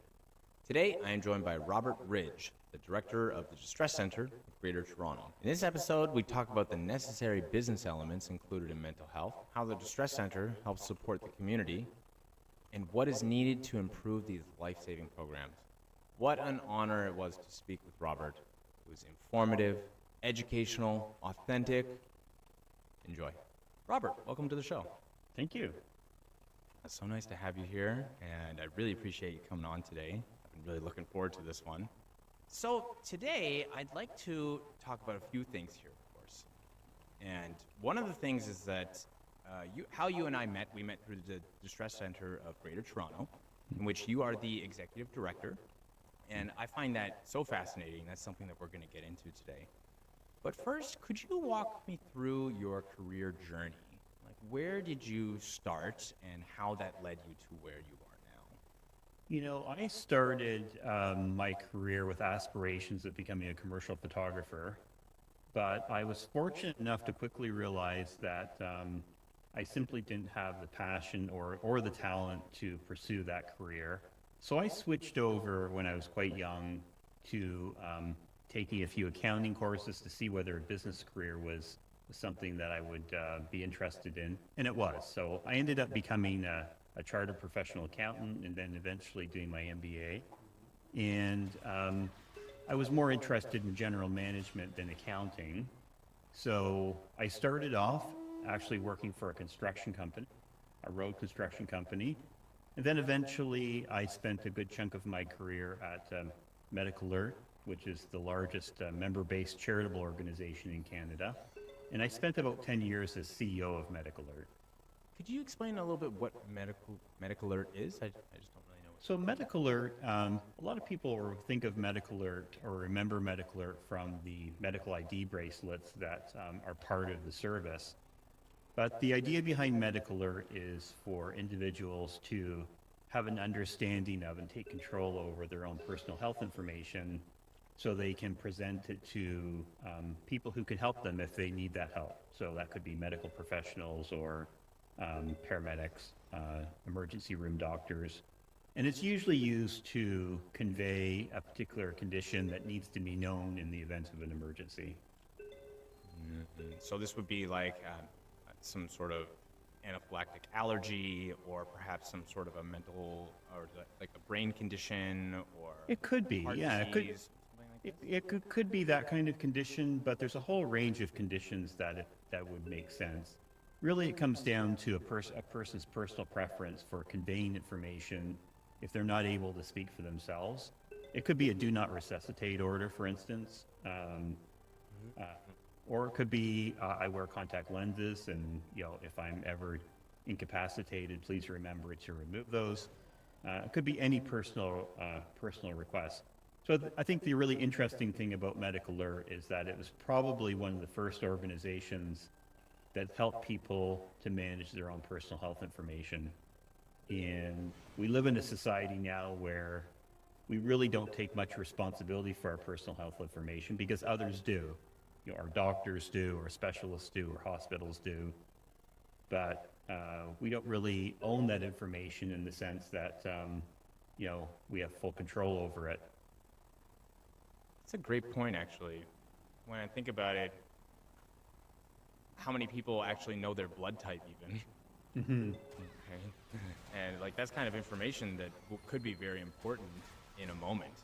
Perhaps they'd be able to figure it out over time, but having that information handy right away in case of emergency would be super important. When you think of it, your financial information is information that's owned by you, it's managed by you, protected by you. But your personal health information, which is probably the most important information that you have, is not. It's controlled by others. And there's been a whole effort over the past 10 to 15 years to change that, but the systems just haven't progressed as they'd hoped for a wide variety of reasons. But we still live in a society where most of that information is under the control of other people. Do you think there's some public resistance to it? Like people don't necessarily want to have that kind of device? I was speaking to a colleague a number of years ago, and he said it's probably a generational thing, that it'll take a full generation to change the thinking around personal health information. And the next generation will likely take greater interest, and that will force government and industry to come up with better tools to allow them direct control over their information. And I think he was probably right. Yeah, no, that does sound right. But could you go into why that's right? Like, what is it? The older generations are just they're resistant to this. They don't want to be having another device, or what? What is it? No, I think I heard a story once, and I don't know how true this is, but I assume there's some truth to it, that in Russia, you carry your health information around with you in a folder. So your doctor doesn't keep it, the hospital doesn't keep it. It's your information. So you go from specialist to specialist. You're carrying that information with you.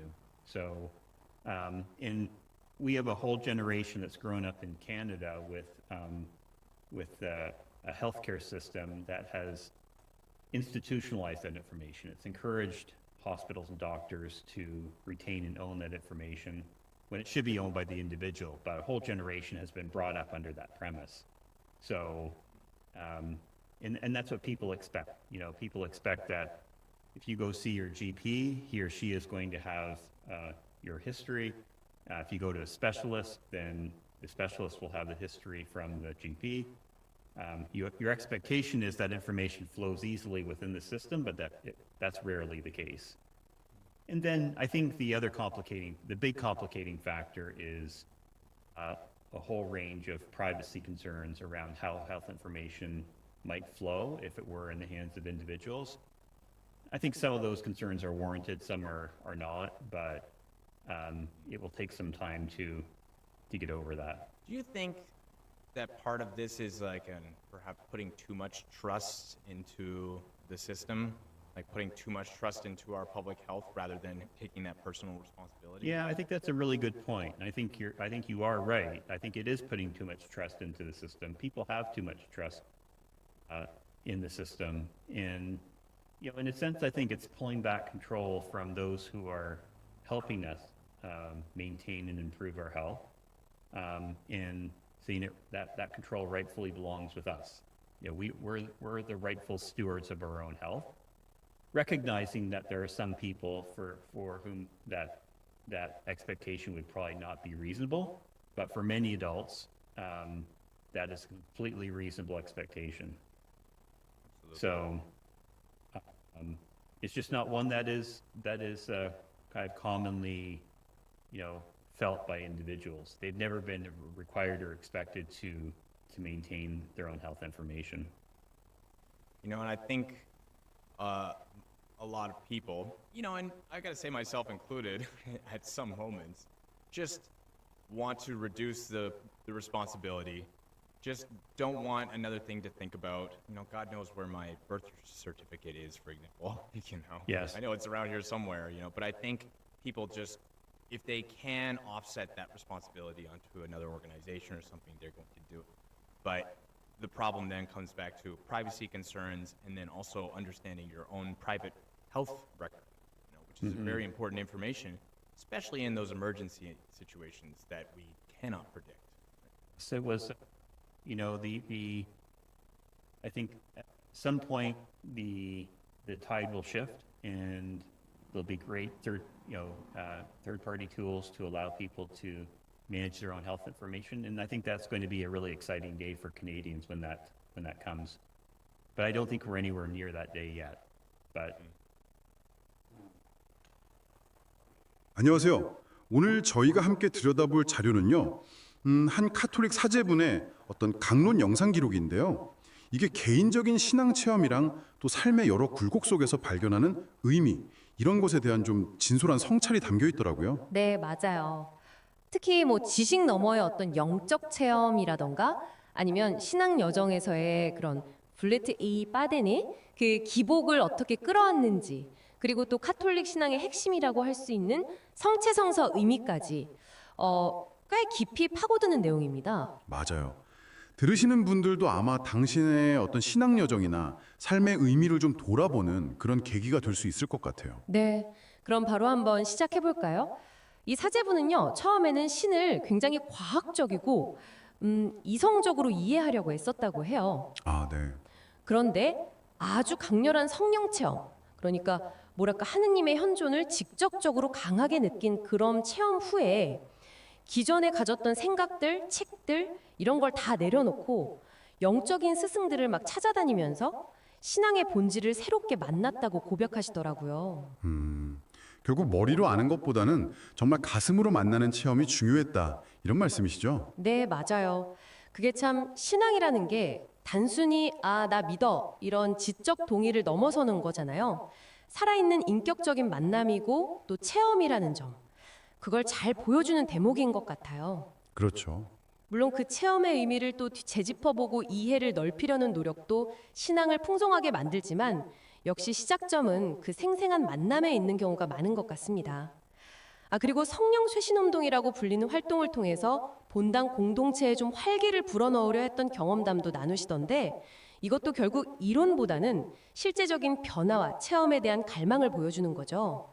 근데 흥미로운 건요, 이분이 현실 진단을 위해서 여론조사 결과까지 인용을 하세요. 네, 여론조사요? 네. 스스로 가톨릭 신자라고 밝히는 사람은 많은데 정작 미사에 꾸준히 참여하거나 성경을 읽는, 그러니까 신앙을 실제 생활에서 실천하는 사람의 비율은 그보다 훨씬 낮다, 이 점을 짚어내시는 거죠. 네, 그건 좀 알려진 사실이긴 하죠. 특히 그 팬데믹 시기를 거치면서 있잖아요, 형식적인 신앙 활동 참여와 실제적인 어떤 영적 갈망 사이의 간극이 더 벌어졌다, 이렇게 분석을 하세요. 예를 들면 미사에 참여하지 못할 때 정말 간절한 마음으로 예수님과의 일치를 구하는 신령 성체나 아니면 하느님을 사랑하는 마음 때문에 죄를 뉘우치는 상등 통회 같은 그런 내면의 신심이 오히려 더 중요해졌다, 이런 말씀이신 거죠. 거기서 그 성령 쇄신 기도의 참여자들에 대한 분석이 좀 눈에 띄더라고요. 네, 맞아요. 이분들이 성경 읽기나 미사 참여율도 높고 특히 성체성사, 그러니까 미사 중에 빵과 포도주 형태의 예수님을 모시는 그 예식에서 기쁨을 느끼는 비율이 월등히 높았다는 통계가 있거든요. 오, 그렇군요. 네. 이게 어떻게 보면 능동적이고 체험적인 신앙 활동이 내면의 신앙과 얼마나 깊이 연결될 수 있는지를 보여주는 하나의 사례라고 할 수 있겠죠. 근데 물론 뭐 이런 활동 참여 여부만으로 신앙의 깊이를 다 판단할 수는 없을 거예요. 신앙을 표현하는 방식은 정말 다양하니까요. 맞아요. 그리고 신앙의 길이 뭐 언제나 이렇게 쭉 올라가기만 하는 건 아니라는 점도 베드로하고 엘리야 얘기를 통해서 아주 현실적으로 와닿게 설명해 주시더라고요. 아, 베드로와 엘리야. 네. 베드로 같은 경우 예수님의 그 영광스러운 모습을 타볼산에서 본 직후에 와, 여기 너무 좋으니까 초막 짓고 여기서 삽시다. 뭐 이렇게 불쑥 인간적인 생각을 내뱉었다가 예수님께 꾸중을 듣기도 하고. 그쵸. 결국엔 또 예수님 모른다고 3번이나 부인하는 그런 큰 실패를 겪잖아요. 심지어 죽음의 공포를 이기고 물 위를 걷는 기적까지 체험했으면서도 또 두려움에 사로잡혀서 물에 빠지는 모습. 아, 이게 참 너무 인간적이죠. 네, 정말 그렇죠. 그 블레트 이파제니아가 확연히 드러나는 엘리야 예언자도 비슷해요. 그 바알 거짓 예언자들하고 대결해서 엄청난 승리를 거두고 나서 이세벨 멍비가 너 죽이겠다 협박 한마디 하니까 그냥 모든 걸 다 내려놓고 도망쳐서 그냥 죽고 싶다고 절망하잖아요. 네, 그 극적인 대비가 참. 근데 바로 그 절망의 순간에 하나님이 보낸 천사가 건네준 음식을 먹고 힘을 얻어서 다시 길을 떠나고 결국엔 뭐 거센 바람이나 지진, 불 같은 그런 극적인 현상이 아니라 아주 고요하고 부드러운 소리 속에서 하나님을 만난다는 거. 이 이야기들이 결국 우리 안에도 그런 충만한 은총의 순간과 또 깊은 좌절의 구렁텅이가 함께 있다는 걸 깨닫게 해주는 것 같아요. 네, 맞아요. 중요한 건 그렇게 추락하는 순간에도 여전히 나를 붙드시는 존재가 있다는 그 믿음, 그리고 그 시련 또한 영원하지 않고 지나갈 거라는 희망, 뭐 이런 게 아닐까 싶습니다. 그래서 이런 이야기들이 시대를 넘어서 계속 울림을 주는 거겠죠? 그리고 발표자분이 에덴 동산의 선악과 이야기를 통해서 우리가 좀 빠지기 쉬운 함정을 지적하시는데요. 아, 선악과요? 네. 선악과를 따먹는다는 게 결국 스스로 선과 악의 기준이 되어서 모든 걸 판단하려고 드는 유혹이라는 거예요. 이건 어떻게 보면 하느님의 자리를 넘보는 마음이다. 이렇게 해석을 하시더라고요. 판단의 유혹. 반면에 동산 중앙에 있던 생명나무는 생명을 주고받는 관계를 상징하고 이게 결국 예수님의 십자가 그리고 그 생명을 나누는 성체성사로 이어진다고 설명을 하세요. 네, 맞아요. 특히 그 성체를 받아 모시는 행위가 단순한 기념 예식이 아니라는 점을 강조하시죠. 카톨릭에서는 이걸 실체 변화라고 하는데 빵과 포도주의 외적인 형태는 그대로 있지만 그 본질 자체가 정말 그리스도의 몸과 피로 변화한다는 믿음이거든요. 아, 실체 변화. 네, 이걸 통해서 생명 그 자체이신 그리스도를 우리 안에 직접 모시는 거죠. 그러니까 결국 우리가 세상의 판단자 노릇을 할 게 아니라 받은 생명을 나누는 생명 전달자가 되어야 한다는 메시지로 이어지는 것 같아요. 네. 이 판단의 유혹이라는 건 사실 뭐 종교적인 맥락을 넘어서서도 우리가 일상에서 너무 쉽게 다른 사람을 평가하거나 섣불리 막 결론 내리는 그런 모습하고도 좀 연결해 볼 수 있겠다 싶더라고요. 아, 그러네요. 정말. 이렇게 개인의 어떤 신앙 여정이나 내면의 체험을 쭉 강조하시다가 또 한편으로는 교회가 현실 속의 다양한 필요에 응답하려는 모습도 아주 짧게 언급이 됐었어요. 네. 어떤 내용이었죠? 예를 들면 한국 카톨릭 교회 안에 선원들이나 그 가족들을 돌보는 해양사목 담당 주교님, 정신철 주교님이 임명되었다는 소식인데요. 이게 교회가 좀 더 구체적인 삶의 현장 속 필요에 귀 기울이고 또 국제적인 기준에 맞춰서 구조적으로 발전하려는 노력의 한 단면으로 볼 수 있겠다. 뭐 이런 맥락이었어요. 아, 네. 그런 움직임도 있군요. 네.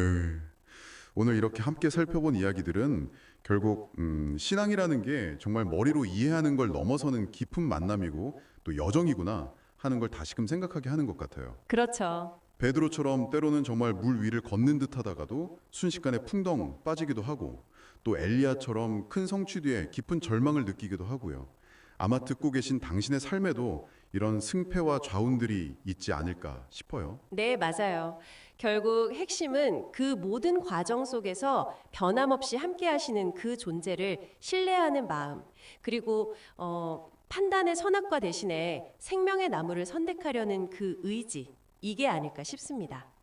받은 생명을 나누는 삶의 태도는 우리 일상의 관계까지도 훨씬 더 풍요롭게 만들 수 있겠죠. 어쩌면 지금 당신의 삶에서 생명나무의 열매를 발견하고 나누는 순간은 언제인가요? 또 반대로 나도 모르게 자꾸 선악과를 따먹으면서 스스로 판단자의 자리에 서게 되는 순간은 없었는지 잠시 한번 호흡을 가다듬고 돌아보는 시간을 가져보시는 건 어떨까 하는 생각으로 오늘 마무리를 할까 합니다.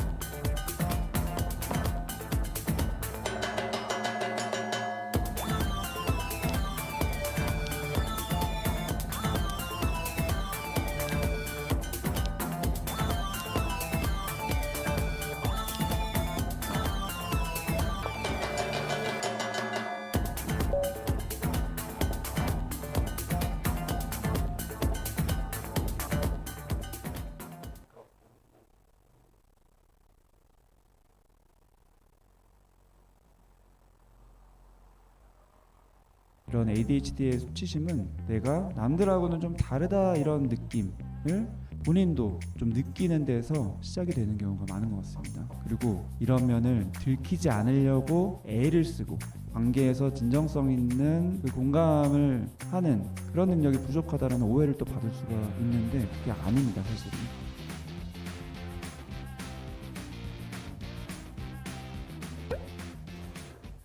안녕하세요. 정신과 전문의 정우열입니다. 요즘에 이런 고민이 있으신 분들이 많으신 것 같습니다. 아, 나 왜 이렇게 자꾸 일을 미루냐, 진짜 왜 이렇게 한심하냐, 나 왜 이렇게 감정 조절을 잘 못하고 자꾸 욱해서 친구 사이도 자꾸 틀어지고 직장에서도 감정을 막 보일 때가 많냐, 그리고 왜 이렇게 어떨 때는 열정적이 됐다가 어떨 때는 그냥 의욕이 떨어지고 멍해질까, 이런 식으로 자기 성격에 대한 고민이 많이 있으신 분들이 있는 것 같아요. 주변 사람들한테 이런 얘기를 하면은 그거는 멘탈이 약한 거야, 네 성격이 이상한 거야, 이런 얘기를 하기도 하죠. 그리고 본인도 그렇게 생각을 하고. 근데 이런 복잡한 감정, 이런 고민들은 진료실에서 많이 듣는 고민인데요. 특히나 성인 ADHD인 분들이 이런 고민을 많이 하는 것 같고, 감정이 굉장히 복잡한데도 설명을 잘 못하는 느낌을 많이 받는 것 같습니다. 그래서 오늘은 성인 ADHD인 분들이 감정적으로 자주 경험하고, 그래서 그 안에 정서적인 고통을 많이 경험하는 부분들 몇 가지를 정신과 전문의의 시선에서 말씀드리려고 합니다. 우선 첫 번째로는 좌절감입니다.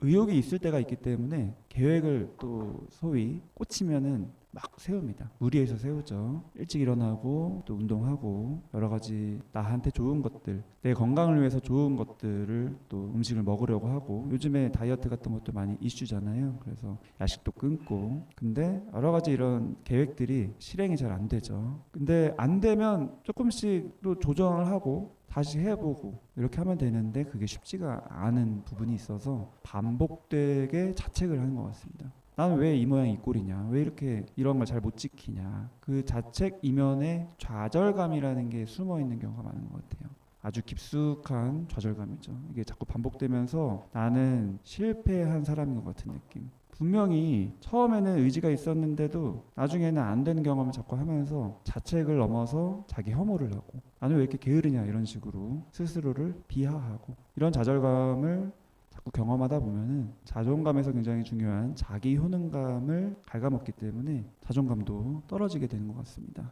두 번째로 말씀드리고 싶은 거는 수치심입니다. 직장에서 미팅 시간에 멍해 있다가 질문을 놓치고 중간에 또 내용을 놓치고 그러다가 또 다른 사람이 이야기할 때 또 말을 끊고 준비물을 못 챙겨오고 그래서 자꾸 자책을 하는데 그 이면에 역시 감정이 있는데 바로 수치심이죠. 아, 나는 굉장히 민폐다. 남들이 날 이상하게 볼 것 같다. 난 왜 이렇게 형편없을까? 부족할까? 좀 부끄러운 느낌이 많이 들죠. 이런 ADHD의 수치심은 내가 남들하고는 좀 다르다 이런 느낌을 본인도 좀 느끼는 데서 시작이 되는 경우가 많은 것 같습니다. 그리고 이런 면을 들키지 않으려고 애를 쓰고 몇 가지 예로 말을 많이 하거나 또 과하게 막 밝은 척을 해서 무마시키려고 하거나 반대로 경계적이고 방어적이고 이런 식으로 되기 위해서 노력을 하느라고 더 문제가 커지고 악순환이 되고 근데 이거는 어떻게 보면 타고난 성격이라기보다는 내가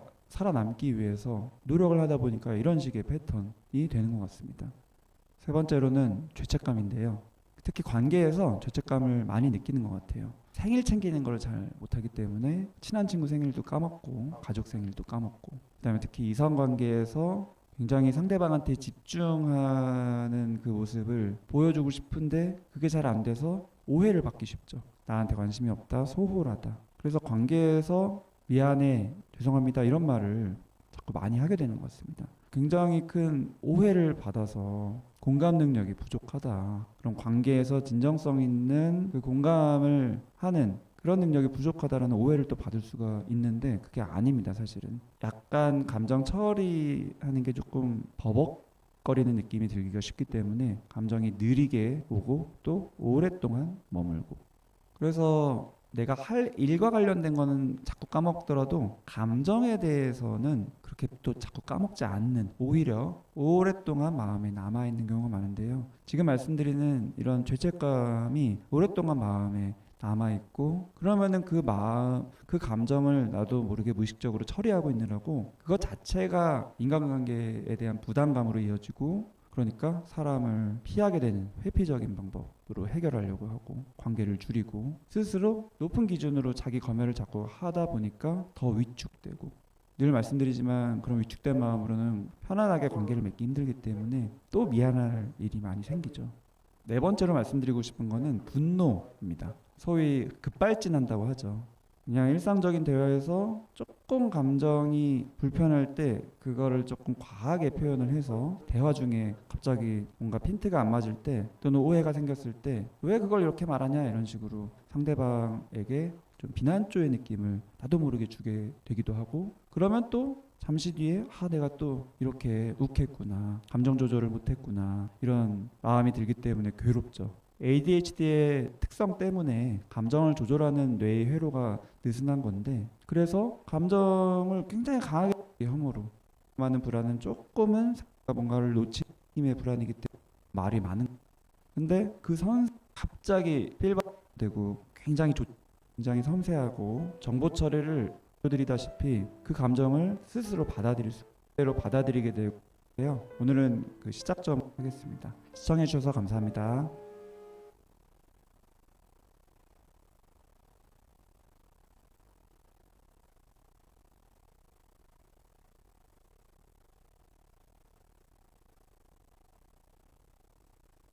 Yeah, I've been thinking, how can you,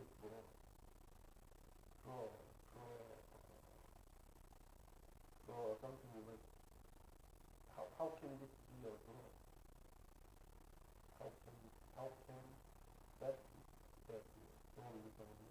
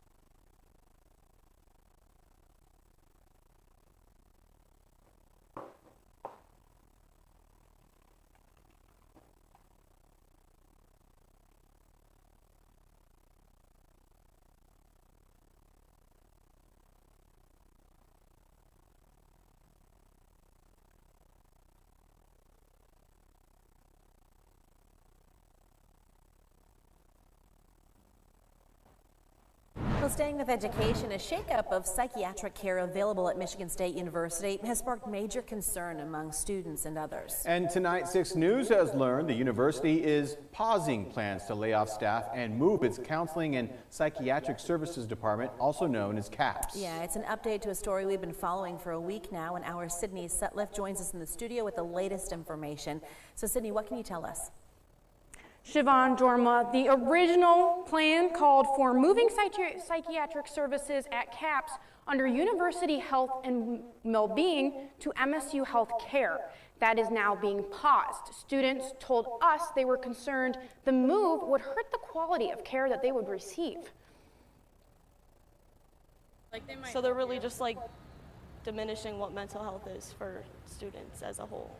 Students are expressing their concerns about the future of psychiatric services at Michigan State University. People need consistency, humans need consistency, they need routine, they need structure, and if you don't have that, then everything just kind of starts to... According to MSU spokesperson Amber McCann, the decision to move services has been paused, along with the layoffs to staff, until the new provost and the vice president of student affairs can assess the situation. However, students say the process regarding the future of CAPS has been confusing. Psychology department is like one of the biggest sections at MSU. What's important to so many students just feels like they're kind of undermining what a lot of students believe in. In a statement to 6 News, university spokesperson Amber McCann says in part, quote, "Going forward, students should continue to access psychiatric services through University Health and Wellbeing, including subsidized care. The ultimate decision regarding where psychiatric services will reside will be broadly communicated to the campus community once a thorough review of feedback is complete." Again, the layoffs and possible changes to CAPS have only been paused. We have reached out to MSU for a timeline on when a decision could be reached and what it means for the students and staff. We'll keep you updated on air and online as we learn more. Jorma, Siobhan, back to you.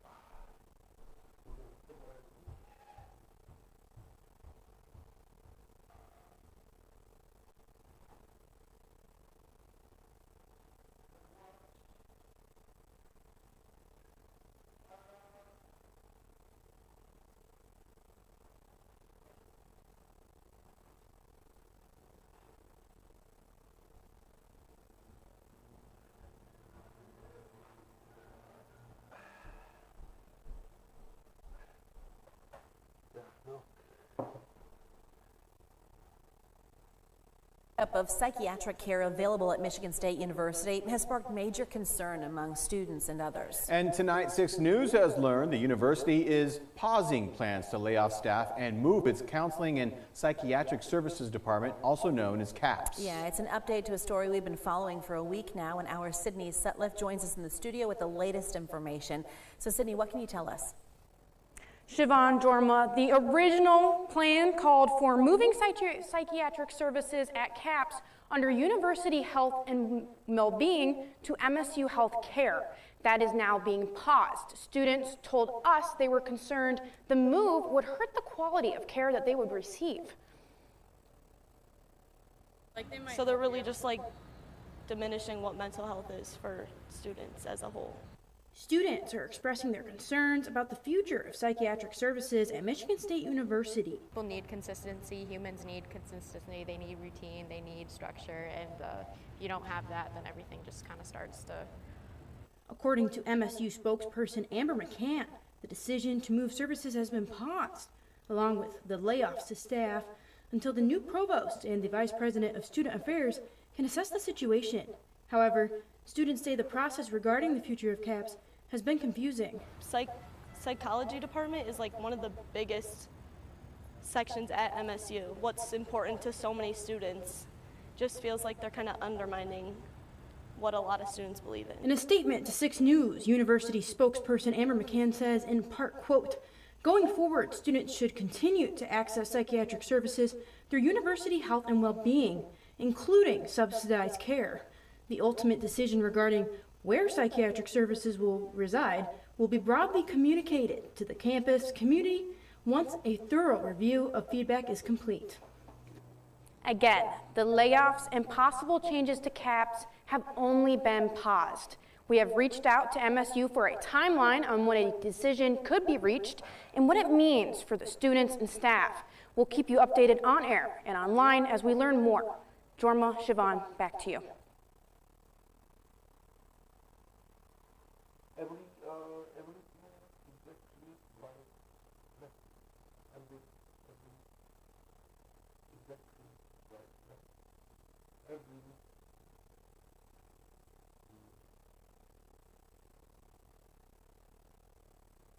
Every lesson is exactly right lesson, and every experience is subject like this.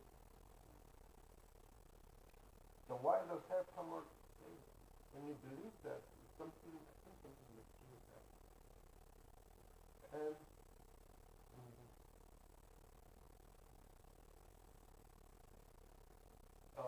when you Harry Palmer says you can't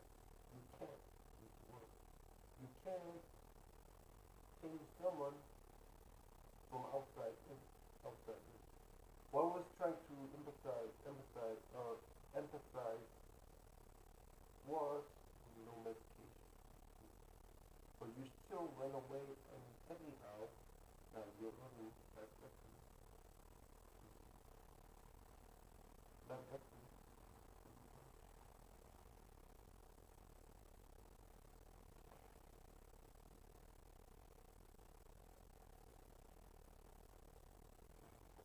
You can't change from offline.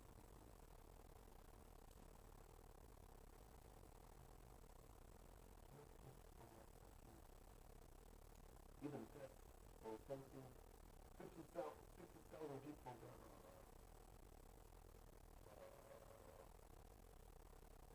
what was it?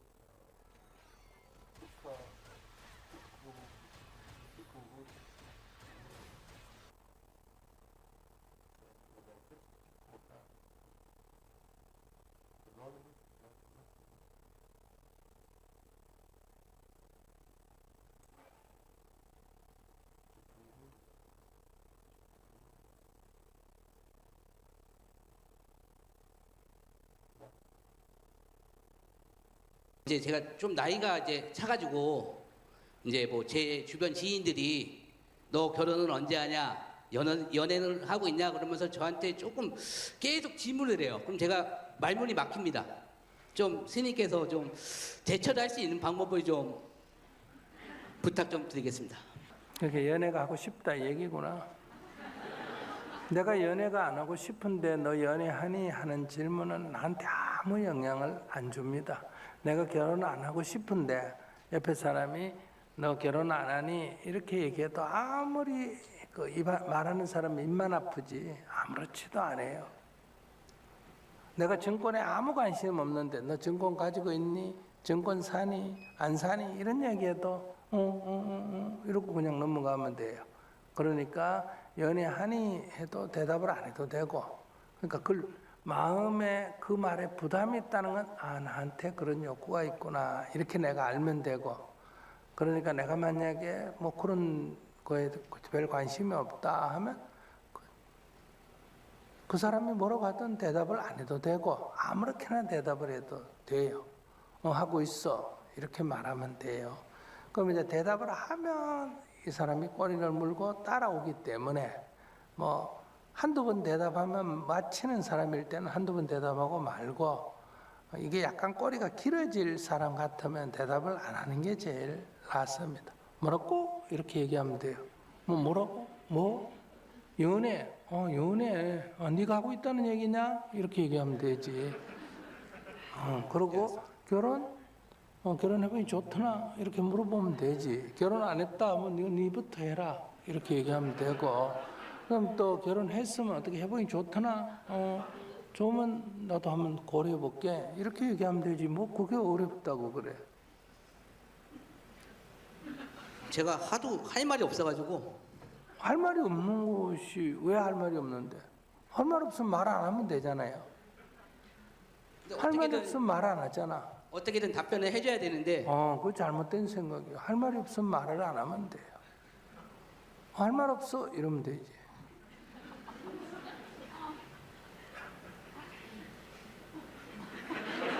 맞습니다. 네. 그리고 또 궁금한 게 있었는데. 네. 돈을 좀 많이 모으는 방법 좀 가르쳐 주십시오. 돈을 많이 모으는 방법. 네. 돈을 많이 만지도록 해달라 이 말이에요. 조폐공사에 취직해가지고 맨날 돈을 운반하면 되고, 은행에 취직해가 맨날 돈을 쐬면 돼요. 아니 제 얘기는 그 얘기가 아니라 이제 스님께서 생각하시는 이렇게 돈을 좀 많이 모을 수 있는 방법, 네, 그런 거를 제가 구체적인 조언을 듣고 싶어가지고. 스님은 부처님의 가르침을 따라가 돈이 있더라도 남한테 베풀고 사는 거기 때문에 돈을 어떻게 모을 거냐 이런 생각은 안 하고 살아요. 네, 알았습니다. 네. 돈을 어떻게 모을 거냐 생각 안 해도 돈이 모일 때도 있고, 돈을 어떻게 모을 거냐 이렇게 집착을 해도 돈이 안 모일 때도 있어요. 그러나 스님은 돈을 어떻게 모을 거냐 이렇게 맨날 앉아가 궁리는 하지 않는다. 또 남이 돈 어떻게 모을 거냐 물으면 그 니 알아서 해라 이렇게 얘기해요. 결혼을 어떻게 합니까? 니 알아서 해라. 왜? 나는 결혼에 관심이 없으니까.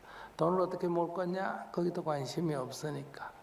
그건 니 알아서 해라 이렇게 얘기해요. 그러니까 부탄에 가서 집 없는 사람 집 지어주고, 집 가난한 사람 집 수리해주고 이런데, 근데 어떤 사람이 집을 더 크게 짓고 싶습니다. 그럼 네 알아서 해라. 집을 더 예쁘게 고치고 싶습니다. 그건 네 알아서 해라. 이게 내가 너 삶에 하라 말아 할 필요는 없지만은 집을 좋게 짓고 싶다든지 하는 거는 나는 관심이 없는 일이다. 나는 집이 없는 사람에 대해서는 관심이 있고, 집이 있지만은 내부가 너무 열악한 사람에 대해서는 관심이 있다. 그 이상은 나는 관심이 없다 이 얘기예요. 왜? 내가 혼자 사는데 뭐 때문에 남 둘이 사는 거에 관심을 갖겠어요. 둘이 사는데 관심을 가지려면 내가 둘이 살지 나부터. 그래서 언젠가 한번 고향에 내 친구가 찾아와서 스님 계세요? 이래. 그래 오래간만이요. 이러니까 내가 하나 부탁이 있는데요. 그래 뭐? 이러니까 우리 아들이 이번에 결혼을 하는데 그랬어. 그러니까 우리 아들이 자꾸 스님이 아빠 친구라고 그 스님이 그 주례를 좀 써달라고 부탁한다는. 그래서 내가 야 너 정신이 없구나 이랬어요. 왜? 이래. 너는 네 아들만 생각하고 친구는 생각 안 하나? 이러니까 아니 왜? 이래. 야 70이다가 내가 그땐 60이 넘었어. 결혼도 안 한 사람 보고 네 젊은 아들 결혼하는데 그거 내가 왜 가니? 결혼하는 게 좋으면 내가 결혼하지. 나부터. 난 별로 결혼을 좋게 생각 안 하니까 안 하고 사는데 그 왜 또 나도 안 하면서 남 보고 결혼하는 데 가서 거기 관여를 하냐. 그러니까 좀 제대로 좀 보고 얘기를 해라. 이러니까 그게 말이 그리 되나? 이래. 어떤 할머니가 고민을 얘기해요.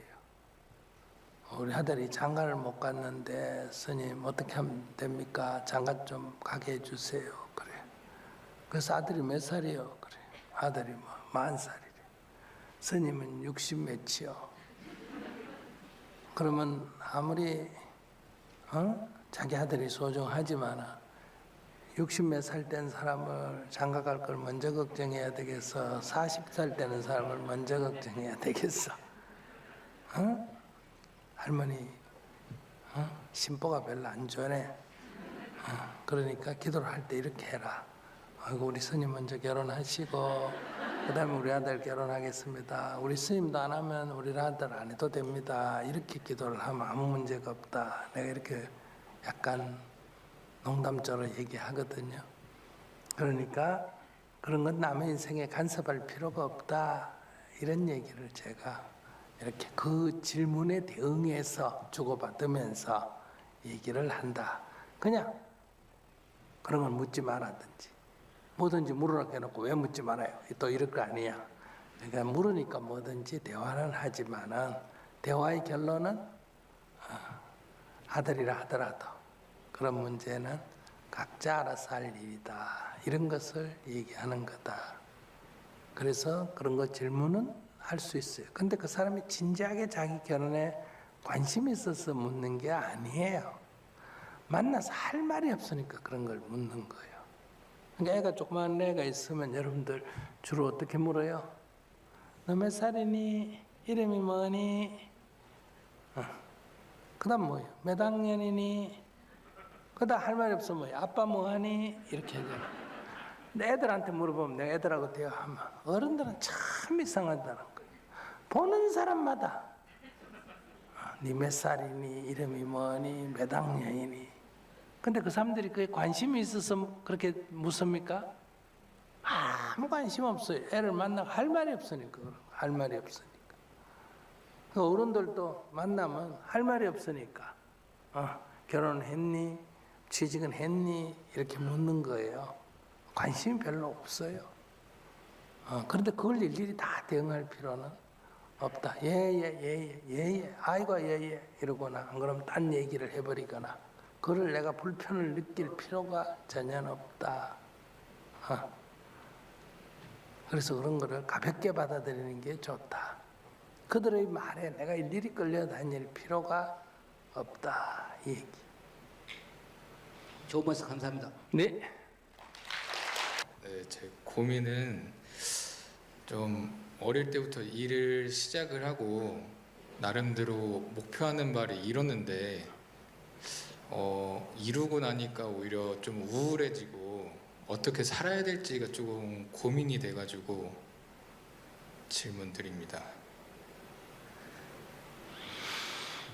지금 살고 있는데 그러니까 그 예를 들어서 죽을 위기에 처했을 때는 어떻게 살아날까에 머리를 굴린다 하는 건 이해가 되는데 지금 자기가 사는데 아무 지장이 없어. 그냥 살면 돼. 그러니까 원래 되게 치열하게 살고 막 이렇게 하다가 갑자기 뭐 딱히 할 게 없으니까 되게 공허하고 야, 딱히 할 게 없으면 놀면 되지. 근데 또 완전 놀기에 평생 가지고 있는 그런 재산이 있는 거 아니어가지고 아니 놀다가 돈 떨어지면 또 일하면 되지. 계속 놀다가요? 아니 계속 놀아라는 게 아니에요. 딱히 할 일이 없으면 놀아라는 거예요. 근데 죽을 때까지 할 일이 없다 이런 경우는 없습니다. 실제로. 여러분들은 이런 얘기 많이 하거든요. 아니 다 스님 돼버리면 그러면 인류는 멸종할 거 아닙니까? 이런데 다 스님이 될 일이 있나 없나? 없어요.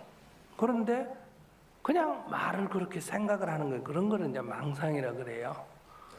그러니까 딱히 할 일이 없다. 그러면 좀 쉬어라. 이러면 쉬면 뭐 평생 쉬어도 됩니까? 누가 언제 평생 쉬어라 그랬어? 지금 할 일이 없으니까 쉬어라는 거지. 그러면 조금 있으면 어때요? 또 할 일이 생겨. 양식이 떨어져서 돈을 벌러 가든지 안 그러면 일거리가 굴러오든지 이렇게 생긴다는 거예요. 저절로. 무슨 일이 생겨도 옆에 뭐 결혼했으면 마누라가 잔소리를 해가 가든지 안 그러면 뭐 결혼 안 했으면 뭐 좋아하는 여자가 잔소리를 해서 가든지 부모가 잔소리를 해서 가든지 이렇게 저절로 가게 돼요. 근데 현재 오늘 딱 할 일 없다. 오늘 쉬면 돼. 내일도 별 할 일 없다. 내일도 쉬면 돼. 근데 이게 문제가 되는 거는 할 일이 없어서 문제가 되는 게 아니라 자기의 집착이에요. 집착. 뭘 해야 된다 하는 그런 관념을 움켜쥐고 있기 때문에 조금만 할 일이 없어도 불안해지는 문제다. 그건 할 일이 없어서 생기는 문제가 아니에요. 이 많은 사람들은 할 일 없으면 좋아해요. 근데 집착이 있으면 어떠냐? 일할 때는 힘들다가 우성치고 없으면 또 허전하다가 우성치고 이러거든요. 이래도 문제고 저래도 문제인 거는 일하고는 관계가 없다. 그래서 뭐가 문제인지를 알아보려면 할 일 있으면 하고 밥 먹을 여기도 없을 정도다. 한번 바쁘게 한번 살아보고 할 일 없으면 한가하게 한번 지내보고 빈둥빈둥 해보고 그 오래 안 갑니다. 얼마 있으면 또 할 일이 생겨요. 생각이 바뀌든지 나는 하기 싫은데 일이 저절로 떨어지든지 늘 이렇게 세상은 이렇게 움직이게 돼 있어요. 그래서 걱정하지 말고 열심히 할 수 있는 일이 주어지면 열심히 하고 그래서 성취했다. 그래서 뭐 별 할 일이 없네. 가만히 있어도 되네 하면 가만히 있어 보는 거예요. 그러면 문제가 되지 않겠냐? 그게 잘못된 생각. 그럼 또 있어 보면 또 뭐 무슨 문제가 생겨가 또 할 일이 또 생겨나게 된다. 그래서 지금 2달째 쉬고 있었거든요. 네. 근데 좀 강박증 같은 게 좀 있는 거를 떨치고 싶어서 오히려 정반대로 살고 있었어요.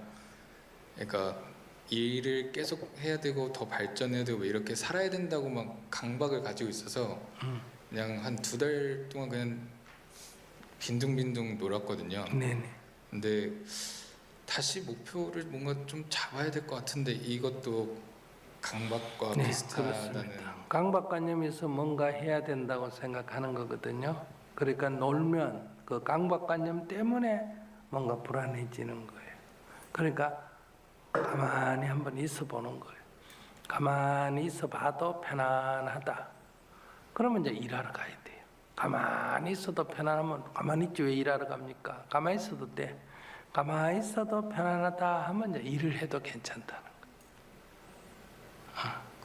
그러면 근데 혼자서 잘 안 되면 약간 강박관념 같은 거는 약간의 의사의 도움을 상담하고 약간의 도움을 얻어도 좀 시기를 좀 단축한다.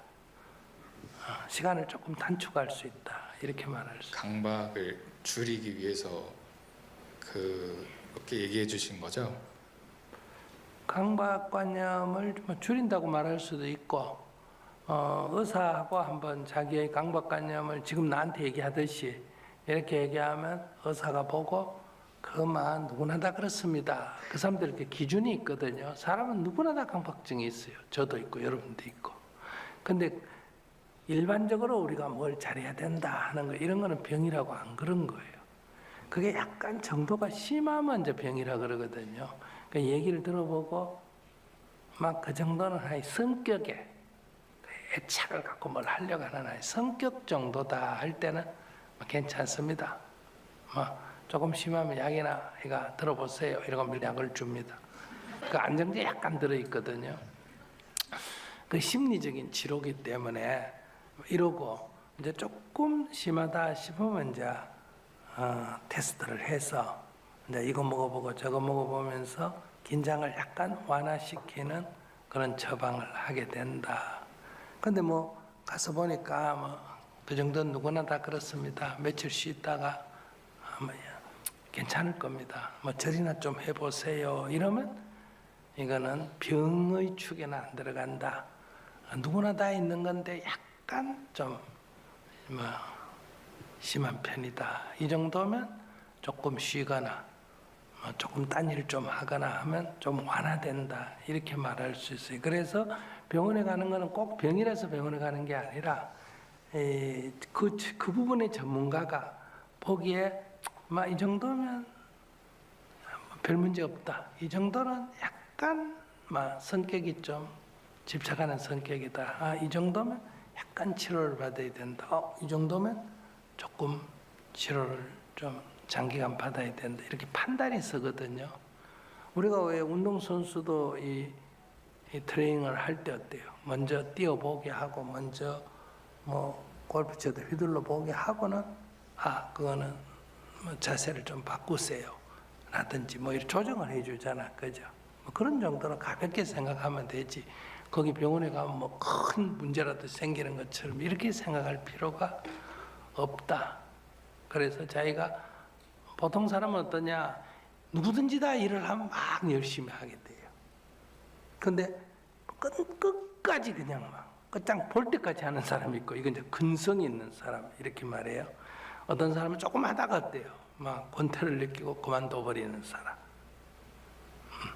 어떤 사람은 싫지만 막 그래도 싫은 티 안 내고 꾸준히 하는 사람. 이 성향이 다 조금씩 달라요.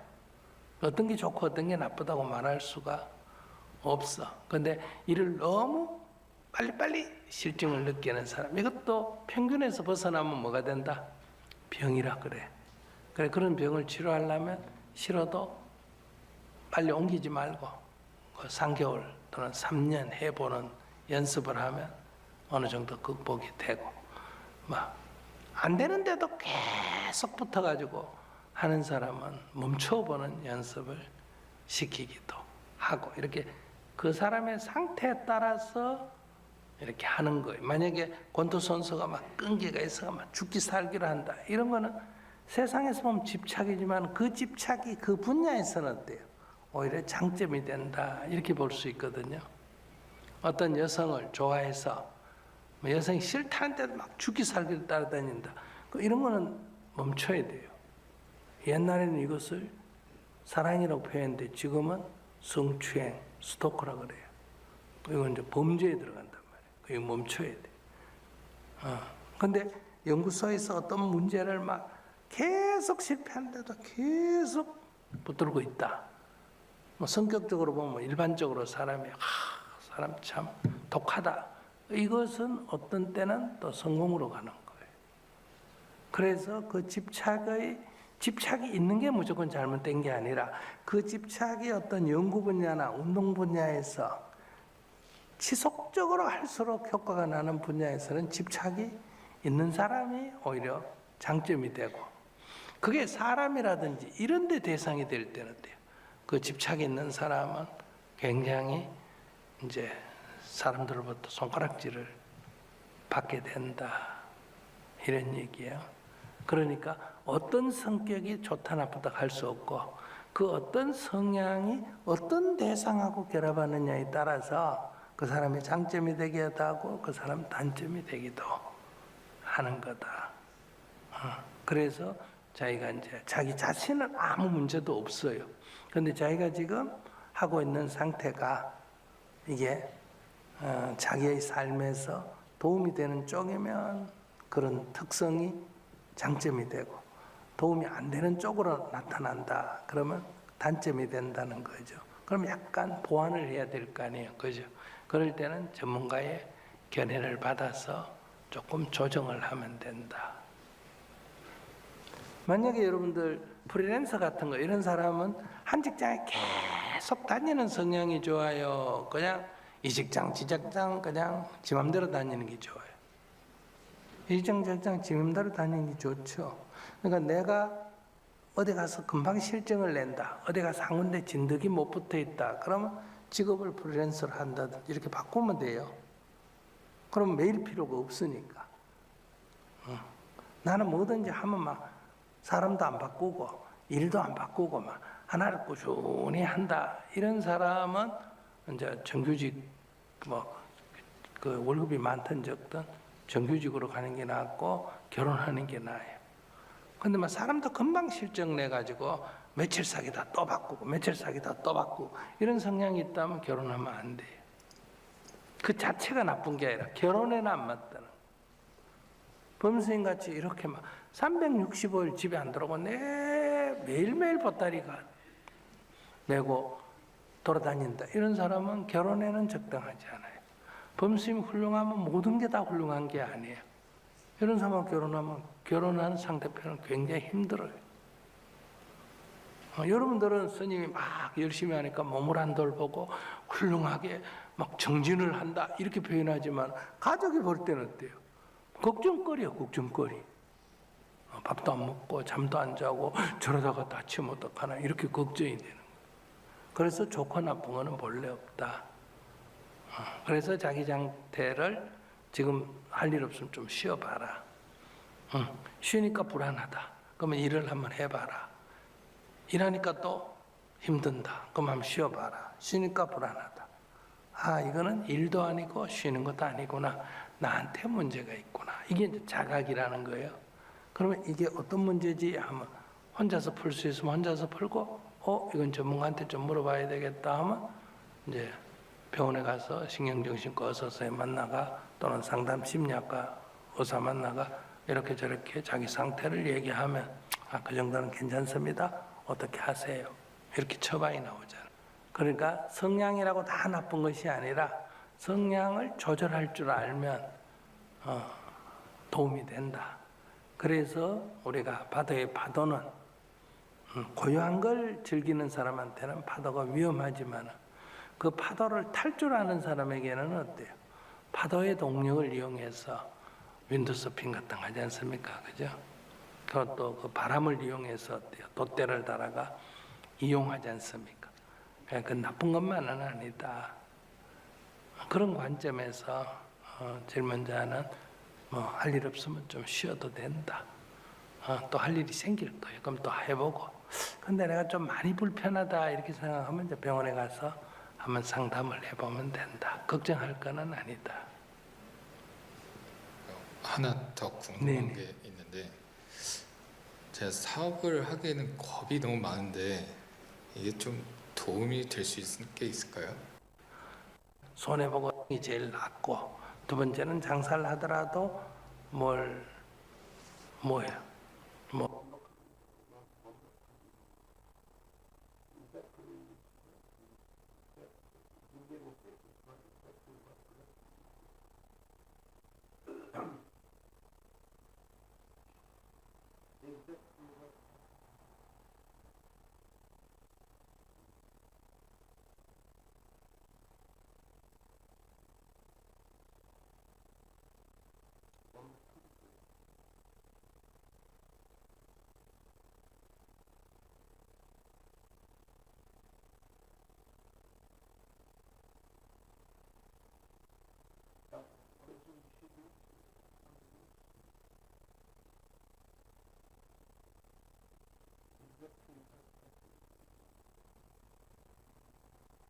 As a therapist myself, I know how important it is to be able to have someone that you can talk to about your problems, to bounce ideas off of. Here's the deal.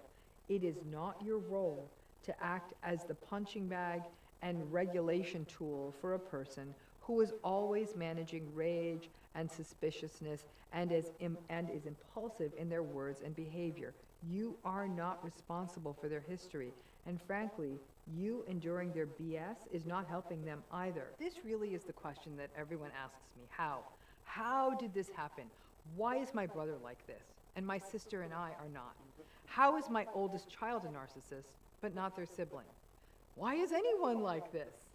Sometimes this question is a curiosity, and sometimes this question is a plea to help a person avoid it.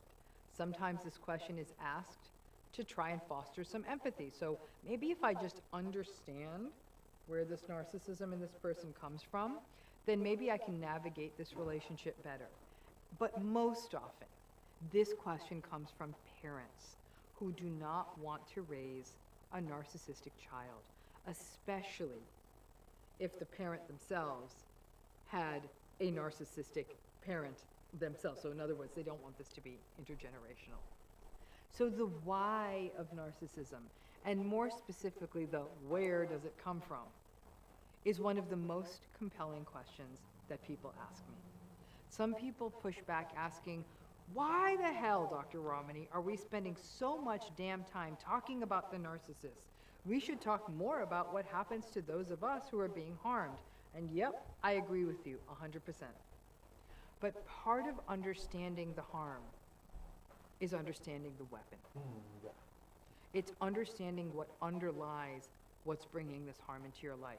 And for many folks out there, especially parents who are raising children, and especially in those who are co-parenting with narcissistic people whom they are either still in a relationship with or whom they are co-parenting with and are no longer together with a narcissistic co-parent, there is a real desire to do anything to increase the odds of avoiding raising a narcissistic child. There are no guarantees. You can follow all of what is laid out in this series and still may end up seeing these patterns in an adult child. Now, this series breaks down something called the etiology or the origins of narcissism. No one of these reasons is a slam dunk. A person emerges as an adult narcissist. It's likely all of these reasons together and to varying degrees, like making a stew. This series is a guide on how not to parent, on how not to be present with a child, and can give us insight into the people around us, our children, or if you suspect you may have narcissistic patterns, some of the origins that underlie your personality, right? And I say that tongue in cheek. Obviously, I don't want you to raise a narcissistic child.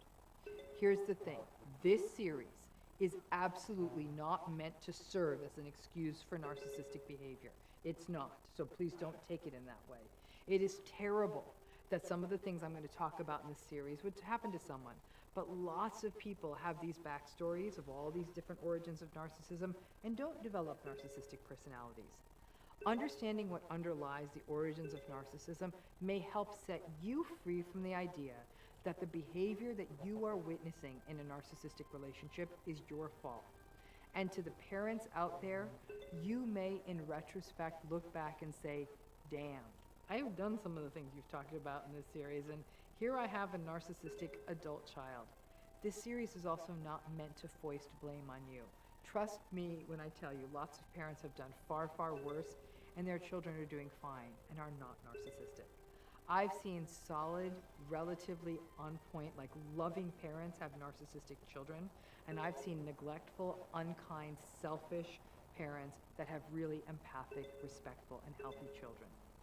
Parenting is about sacrifice, being present, emotional availability, boundaries, consistency, but also a really large dose of luck, mixed in with something called your child's inborn temperament. Speaking of which, that's where we're going to start this series, by talking about something called temperament. Temperament is sort of the biological part of your personality. It's the part of our personality that we're kind of born with. And many of us can see, especially as we come into adulthood, that we have mannerisms and quirks that sometimes resemble those that are in other family members that we may not have even had that much contact with growing up or may have never even met.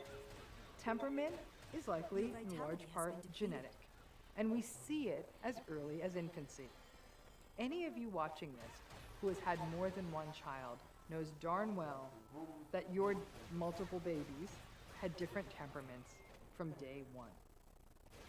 Now, children with difficult or fussy temperaments have kind of pulled the short straw when it comes to temperament because they are harder to parent. They may cry more often, they may be harder to soothe, they may not sleep as well, They may act out behaviorally more. They may simply just be more demanding and thus have exhausted parents and caregivers. This can impact some of the other stuff we will talk about in this series, like mirroring and attachment. This difficult temperament may evolve with the child and may present with the child being very attention-seeking or physically active or remaining difficult to soothe or being, again, very reactive or being impulsive. These are kids that it's not a walk in the park. And over time, that child may have less than pleasant interactions with the world. They may be frequently scolded, hearing lots of, "Stop that, sit down, oh, why are you such a handful?" Or they may even face a greater likelihood of physical abuse or verbal abuse by frustrated, overwhelmed parents. Not that those things are ever okay, but that's often why the parents go there. Some of these temperament interactions with the world can lay down some of the groundwork for later narcissism. The challenging temperament of the child, combined with less than optimal interactions with the world, all of this can leave the child feeling quite insecure and constantly trying to look to others for approval, but not being able to sort of contain that kind of acting out style. Now, Marsha Linehan, when she writes about borderline personality disorder, which is very closely related to narcissistic personality, suggested a sort of 2x2 framework. She puts biological vulnerability, temperament basically on one side, calls it high and low, and then she talks about the quality of the early environment, and she classifies that as invalidating or healthy. Now, as you can imagine, those with a higher biological vulnerability, these more sensitive temperaments, and a highly invalidating early environment, those are the people who are more likely to go on to develop maladaptive and dysregulated personality styles. This biological vulnerability takes in a little bit of territory. A lot of it includes temperament, as well as patterns such as reactivity and, of course, genetics. On the other side, those folks who don't have the biological vulnerability, who are raised in really validating and healthy early environments, well, that's the winner, folks, with a much greater probability of longer-term good mental health and a lower probability of a maladaptive personality style. This biological vulnerability that Dr. Linehan writes about often plays out as a reactive sensitivity that is present from early in life, which, like I said, then interacts with the child's early environment. This implies that even under the best of circumstances, in the face of having a biological vulnerability, it is quite possible that a narcissistic or otherwise pretty darn difficult and dysregulated and antagonistic and narcissistic adult could emerge. But the 1-2 punch is when the biological interacts with the environmental. For this reason, it may be that a child that is raised in a healthy, validating, loving home, but if the biological vulnerability is there, then there is still a risk of development of narcissism or related personality styles in adulthood. And that biological vulnerability may be why someone comes out of a very loving family and is still quite narcissistic. It's a developmental question, but it is possible that these difficult to soothe, reactive temperaments in children may be the forerunners of the behavioral issues that these kids will go on to have in school. Again, if kids behaving badly in school, the teachers are also going to be invalidating, or the kid may act out or be oppositional, and these behaviors may persist in adulthood. Many narcissistic adults throughout adulthood remain impulsive, behaviorally dysregulated, and oppositional. Temperament matters. It often sets the tone for where our adult personality lands. Now, some children with very challenging temperaments can ultimately grow up into regulated and lovely adults, and some really difficult and antagonistic adults had sweet temperaments. None of this is absolute, but it really comes down to probabilities. And it's a good bet that many people with narcissistic personalities reflect this multiplication between an invalidating, neglectful, inconsistent early environment and a biological vulnerability through their temperament. This temperament issue may also be why those who have known the narcissistic person the longest will say, I know they seem tough, but they've always been like this. Because in many ways, they have always been like this. The one thing we learn from the temperament element is that it is not a guarantee that a difficult temperament will evolve into adulthood narcissism, but it's a wake-up call that environment matters and may be the only way to steer a difficult temperament into a greater likelihood of a healthy adulthood space. It's a tall order, since difficult temperaments may raise more parenting issues, but again, awareness becomes key of how much more careful a parent may need to be with a difficult temperament child. One of the most difficult things about understanding narcissism is how diverse the pathways are to get to this narcissistic personality. At the core of all of these patterns is clearly something biological that we still don't fully understand. It largely appears to be a temperament by environment interaction, and that temperament is biologically determined and inborn. And the issues we will take on in this series are the environmental things that will often turn on that temperament and take it down a more narcissistic path. And even with the temperament and the environment interaction, that temperament may still not turn into adult narcissism. And in some cases, when we tell the story backwards, it just doesn't add up, meaning that we can't figure out quite what led to a person's narcissism. But in the vast majority of cases, the pieces do make sense. We can tell this story. So let's start from the very top with trauma. Why is trauma associated with narcissism? And what does a more post-traumatic narcissism look like? Please keep in mind, not all trauma histories are associated with narcissism, and not all narcissistic people have histories of trauma. Please remember that. But trauma, especially while the brain is still developing quickly, which is infancy, kind of through emerging adulthood, impacts how a person processes the world, how they feel the world. Post-trauma is characterized by patterns like vigilance and fear and threat perception and impulsivity and poorly managed emotion, either too much or too little, and re-experiencing and avoidance. Trauma can be seen in the histories of a not insignificant number of narcissistic individuals, and often shows up most often in people with vulnerable and sometimes malignant narcissistic patterns. In narcissistic people with trauma histories behind them, we can see the constant perceptions of threat to the point of what almost looks like paranoia, and this thin-skinned aggression in the face of provocation, the limited empathy, the impulsivity, all very much can track back to early trauma histories. Then, if the trauma was perpetrated by family members, especially parents or older siblings, or through witnessing domestic violence, then deviant, cruel behavior was also modeled by these people and may show up in the behavior of the narcissistic person in adulthood, who is in essence repeating what they saw. For folks with these histories, with trauma histories, if they go to therapy, ideally there is trauma-informed work happening, somatic work, the series of best practices in trauma. Unfortunately, once the therapeutic work becomes emotionally vulnerable, narcissistic folks tend to drop out of therapy and the beat goes on. Post-traumatic narcissistic patterns can be really problematic. Lots of suspiciousness, bordering on paranoia, aggressiveness, menace, manipulation. It does not feel safe for the other person in the relationship with the narcissistic person.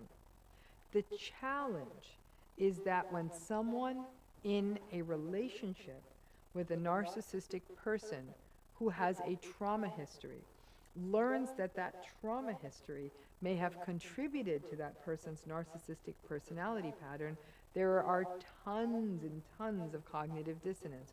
First, the trauma actually makes sense as a way to make sense of such a hostile and difficult pattern. And the idea that if you stepped away, you would be one more person who is harming them. But also, you know, if you stand up to them, that you have to endure their rage, and that can feel scary.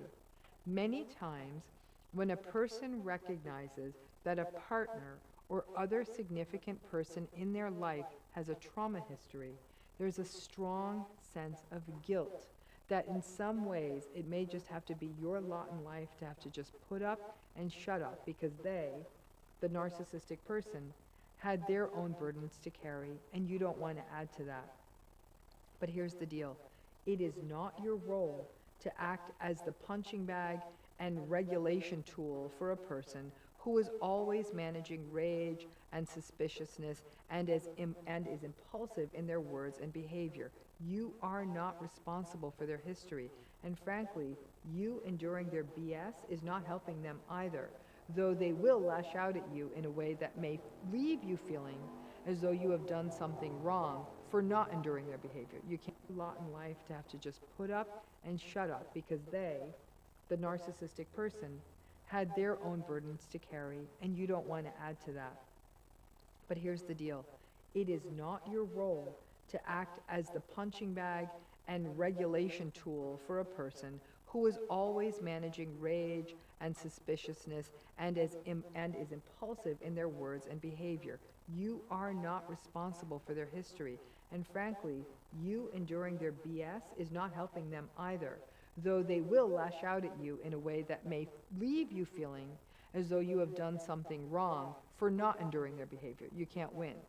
And if they are not getting help, such as therapy, and instead are getting through their days by bullying you and everyone else, again, not acceptable. It is painful to know that their histories and legacies have harmed them so much. That's an empathic reaction. And being an adult, though, for them means making the choice to do something about it. For them to take responsibility, to recognize that their behavior is unacceptable, they have to recognize that and then grow up and take that responsibility. Or they just have to be accountable and leave relationships where they are doing so much harm. They don't get to have it both ways. It can get very tricky if they use their histories in a manipulative manner, especially when they recognize that such a strategy is working. They'll say things like, I had such a tough childhood. I watched my dad beat up my mom. I was assaulted. And hearing those things keeps you stuck. After a while, they know they can pull out that card and get you to not leave or hold them behaviorally accountable or just put up with them. That's not a relationship, folks. That is psychological imprisonment. Of all the narcissistic backstories, or origins backstories, I should say, I do believe that this results in some of the more severe narcissistic symptomatology for people who do have narcissistic personalities, and results in the most cognitive dissonance for survivors. But there's one last thing you need to remember. The majority of people who endure trauma in childhood and adolescence do not develop adult narcissistic personalities. So it's not a given. And many of those folks who have experienced trauma either did the hard work of therapy or may have had very, very different temperaments. However, when a person's narcissistic behavior has trauma in the backstory, it makes it very hard for narcissistic abuse survivors and for the person with the narcissistic personality style as well. It's just a tough one. There are therapists out there who are very, very skilled and specialized at trauma work, and it is painful, difficult work, but it's important work. If you believe you have a narcissistic personality style and you think it relates to your trauma history, please look into it, because lashing out at others because of that is not a path forward to you. And addressing the trauma is essential to living a more whole life. If you are in a relationship with someone who is narcissistic and has an earlier life history of trauma, ensure you have supports and ideally therapy for yourself. If you're concerned that there are safety issues in this relationship, we will have resources for that in the video notes, and your staying in the relationship may help you in a way of not having to grapple with the guilt But let me tell you, that's not good for you, because it's not doing you, the other person, and others who are caught in the blast zone of this relationship and of this person's behavior any favors. I will say it again and again, there is no excuse for abuse. There are explanations, but there's no excuse. There is no backstory that makes it okay. These explanations may give us a structure within which to understand it, but not to sign off on it. So understanding origin, I know it's something that's so compelling, but that origin cannot be used as a tool of self-blame for survivors or an excuse for behavior by people who are narcissistic. All of this is about stepping up and taking responsibility, painful as it may be. So please drop a comment. What do you think?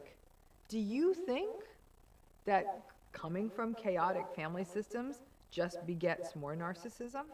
Do you think narcissism is genetic? Do you think everyone who comes from one of these family systems is doomed to become narcissistic? Data everywhere, and not an insight to see. It's overwhelming. Customer usage stats, dashboard data, leads, campaign data. It's a lot of data, and sometimes it doesn't turn into visual insights that you can work with. Here at Canva, we use our own tools to create incredible visualizations of data, and we'd love to share some of those insights with you. We have recently published Canva's Beyond the Numbers report. Take a look. I hope you enjoy it.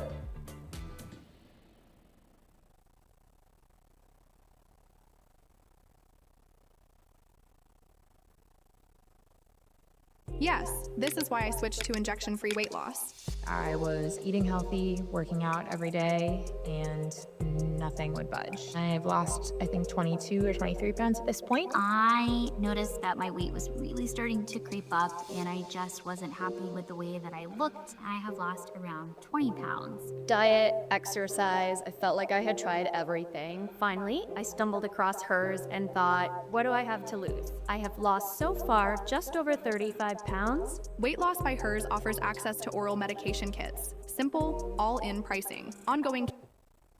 Now, people sometimes wonder if a person's family is like this, pure chaos and just lots of lies, deceit, you name it, doesn't it just follow that this is genetic? If a person's parent or parents or other family members are narcissistic, that these patterns might be observed in grandparents or aunts and uncles or siblings, then doesn't that just argue that all of this is genetic? We don't know, but probably not.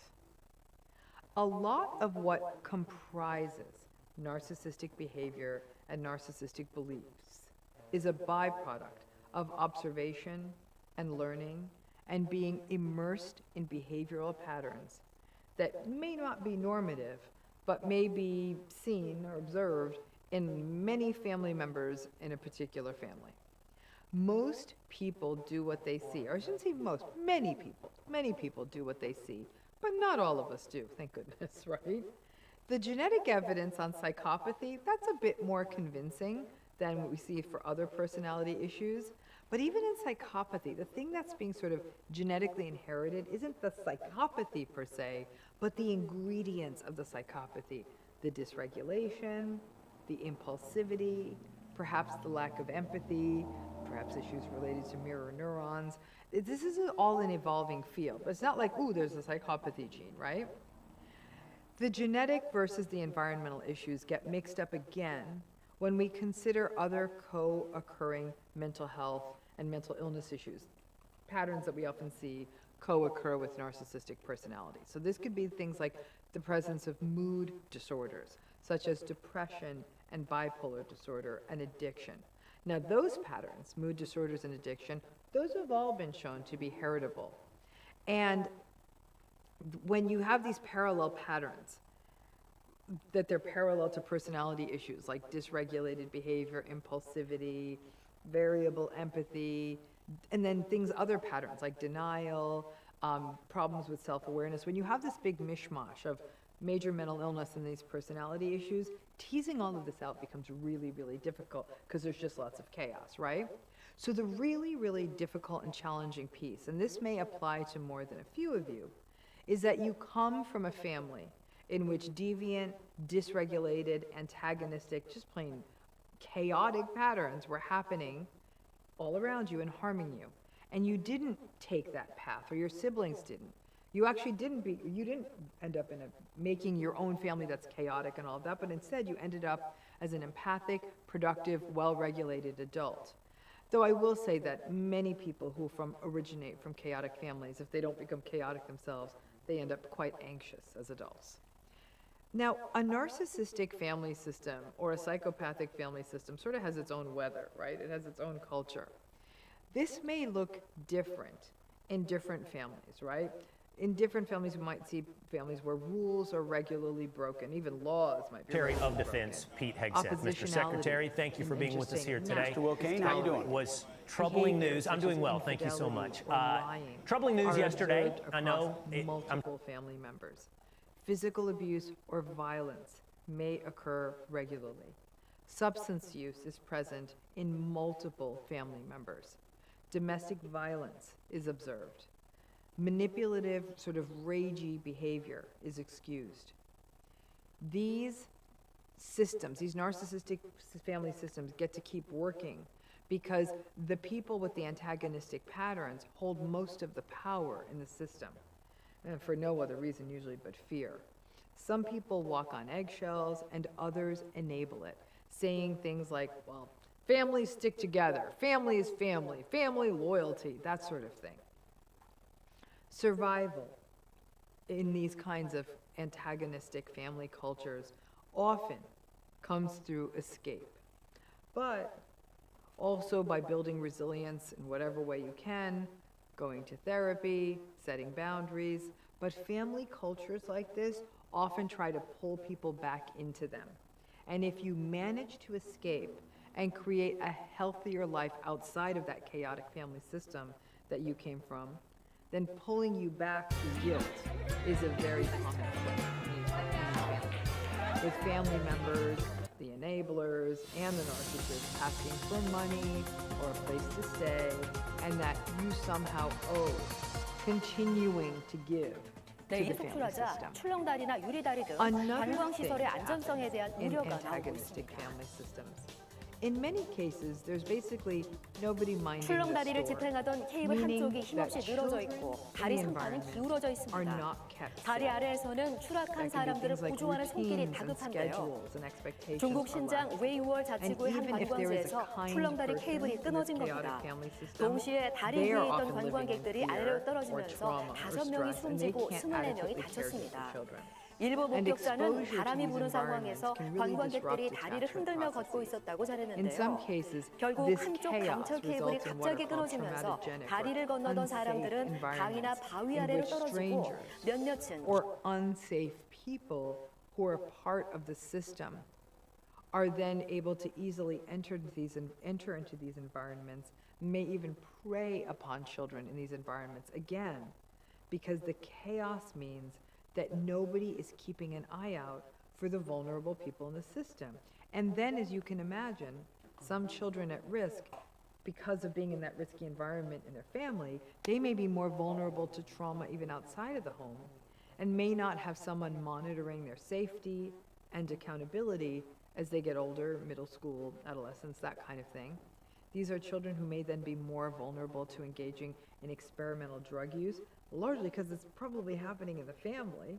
They may run away, they may not do as well in school, they may act out in school.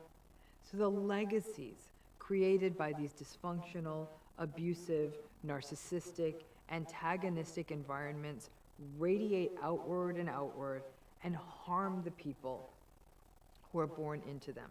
Sometimes these patterns replicate across generations.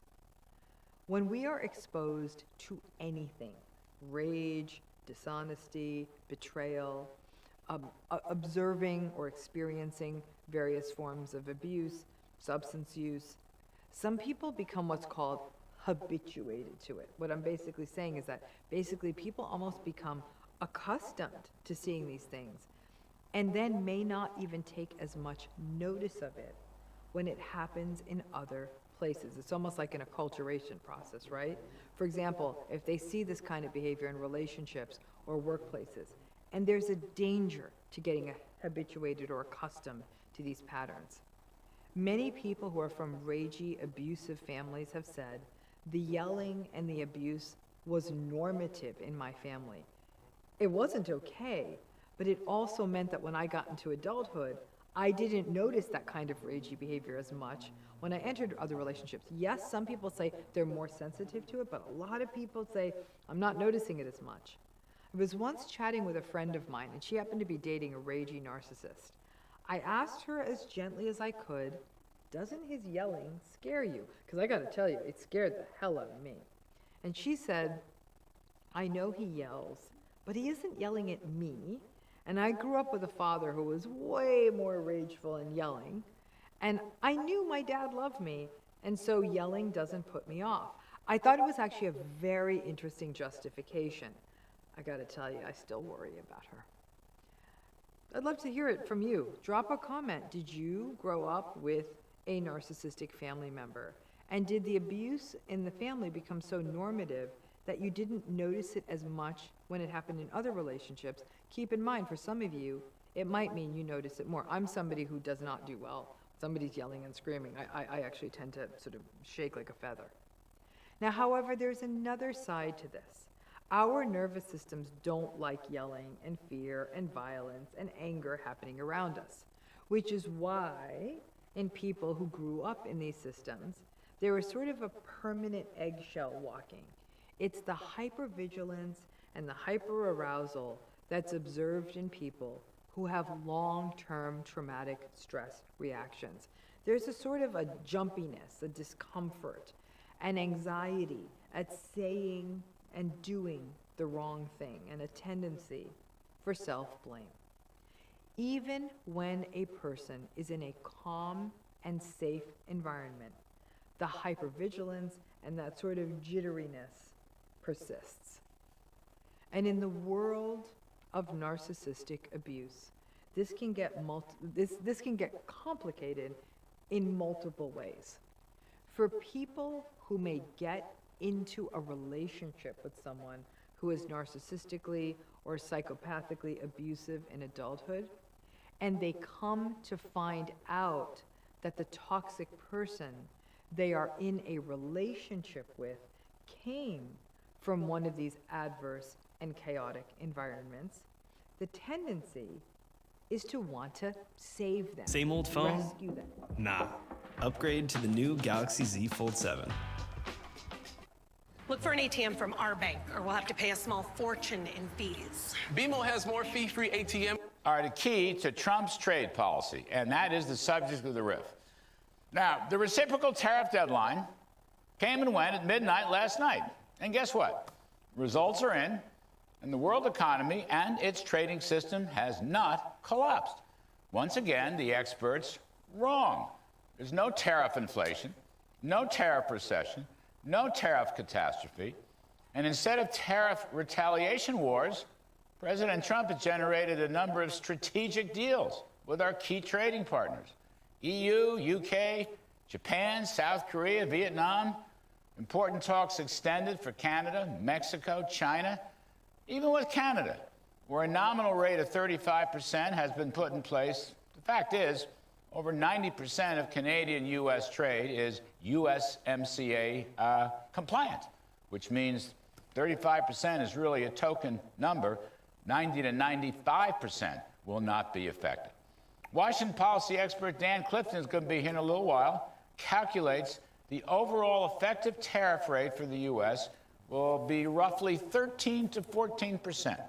Therefore, that has nothing to do with the Smoot-Hawley tariff, which was 60% way back in 1930.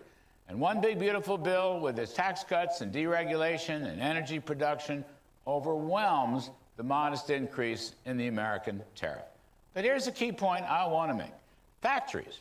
President Trump, more than anything else, I believe, wants a wave of new factories in the United States, especially in strategic sectors like semiconductors or pharmaceuticals or steel or energy and defense. Add to that. Mr. Trump is guarding these strategic sectors of the American economy. That, according to an excellent article by Steve Cortez published by Tip Insights, and Mr. Cortez got it exactly right. And if you look under the hood of the one big beautiful bill, you will find major league tax incentives that will attract foreign investment and stimulate even more domestic investment with full cost expensing for business equipment, for research and development, and here's the key, full cost expensing for factories. Mr. Trump is saying to foreign and domestic investors, I want you to build factories that will make America the world leader in these key areas, and I'm giving you enormous defense technology. I think it's about factories. So it's all about gales of creative destruction and taking advantage of us. I believe, more than anything else, President Trump wants to build new factories.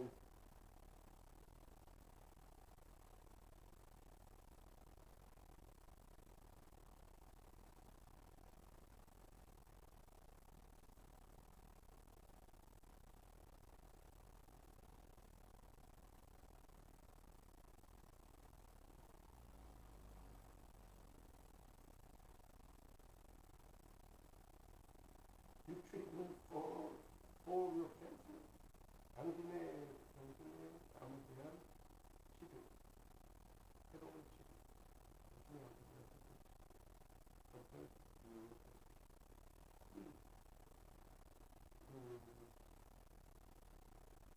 발달된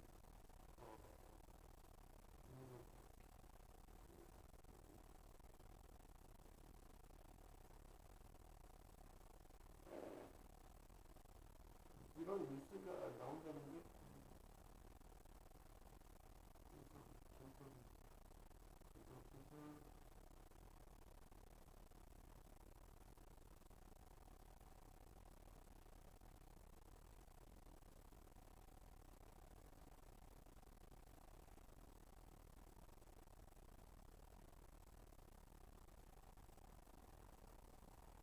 them, help them, make justifications, not want to punish them for their difficult backstory.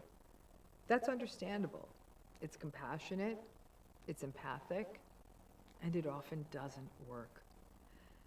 Sadly, we do need to make decisions about people on the basis of their behavior, their present behavior. You can't be the therapist to someone that you are in a relationship with.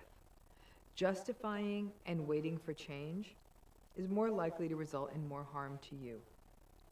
If you came from a family like this and aren't like this, but still struggle with anxiety, attachment, and feeling not good enough, then you do often carry a greater vulnerability to trauma bonding and getting into a relationship that replicates these cycles again.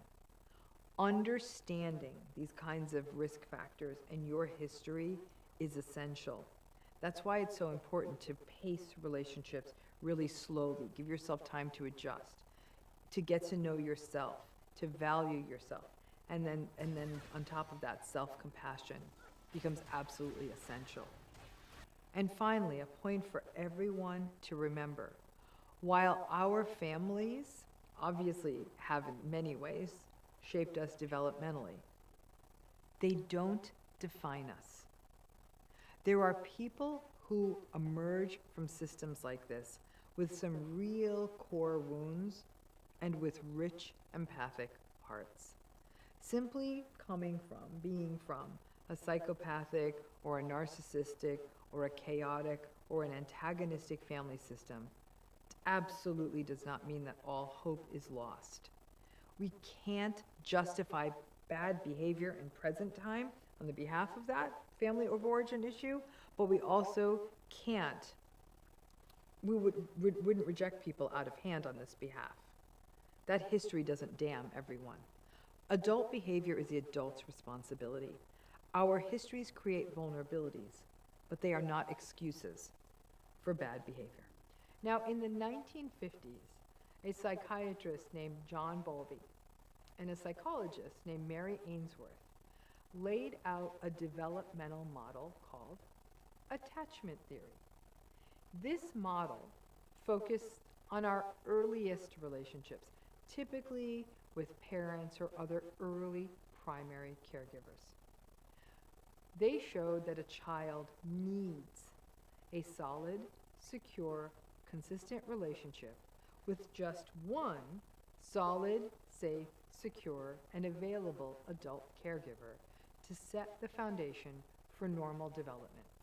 That adult becomes a sort of base camp for the child. And if the child is at all stressed, where do they want to be? They want to be near their safe base. These researchers also focused on understanding how infants reacted to a separation, even a brief separation, from their primary caregiver, or to the moments when their caregiver wasn't readily available. Now, in their definition, a good caregiver is someone who is available, consistent, and responsive. And the child wants to know that the caregiver is close and connected.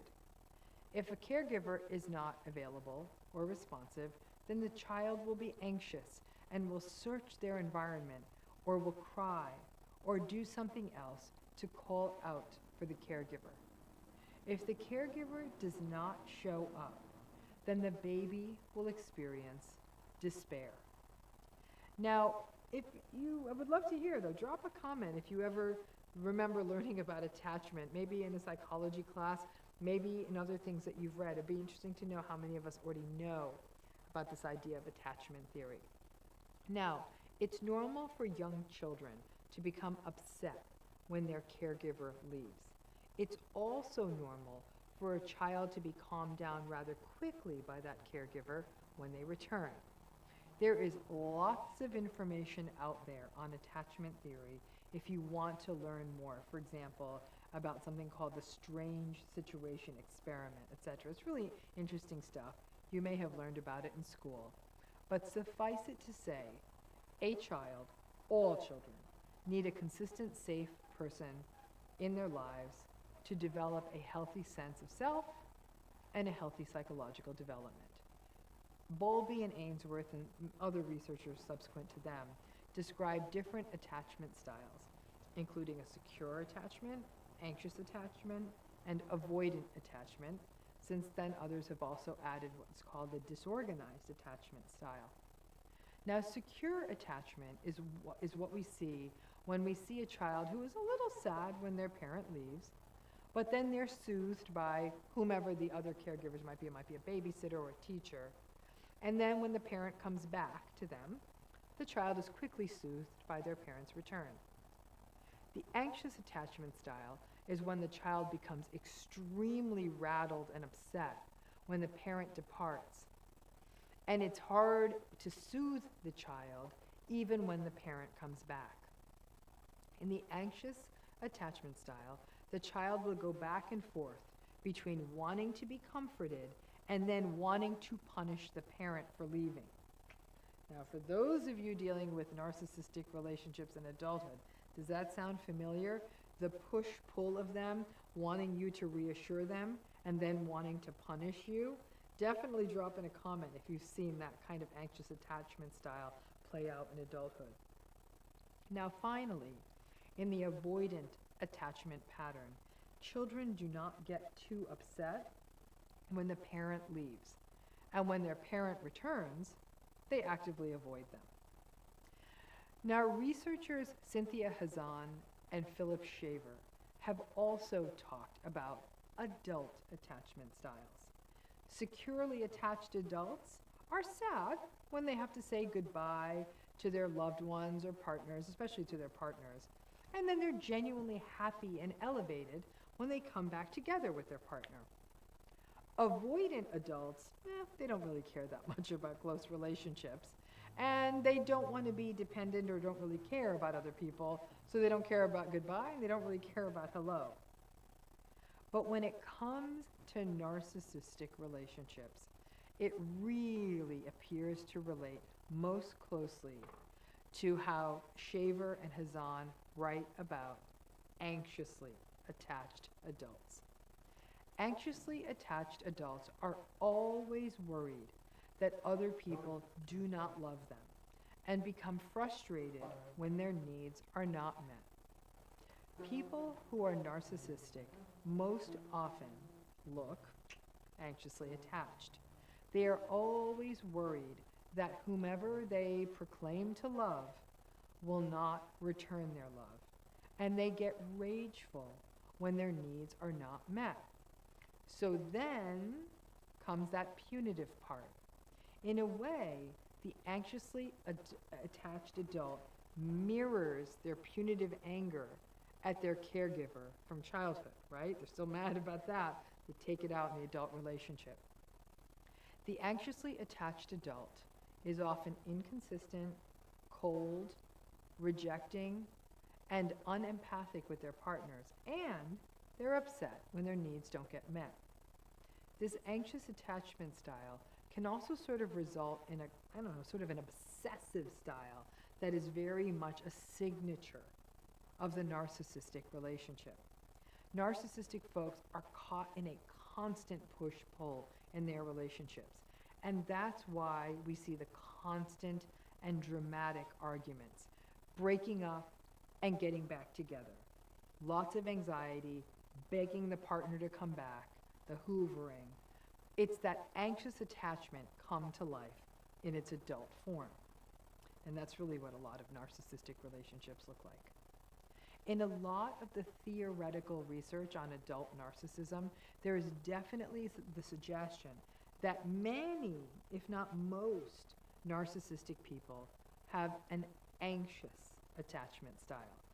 Lots of volatility. They definitely don't do well with goodbyes.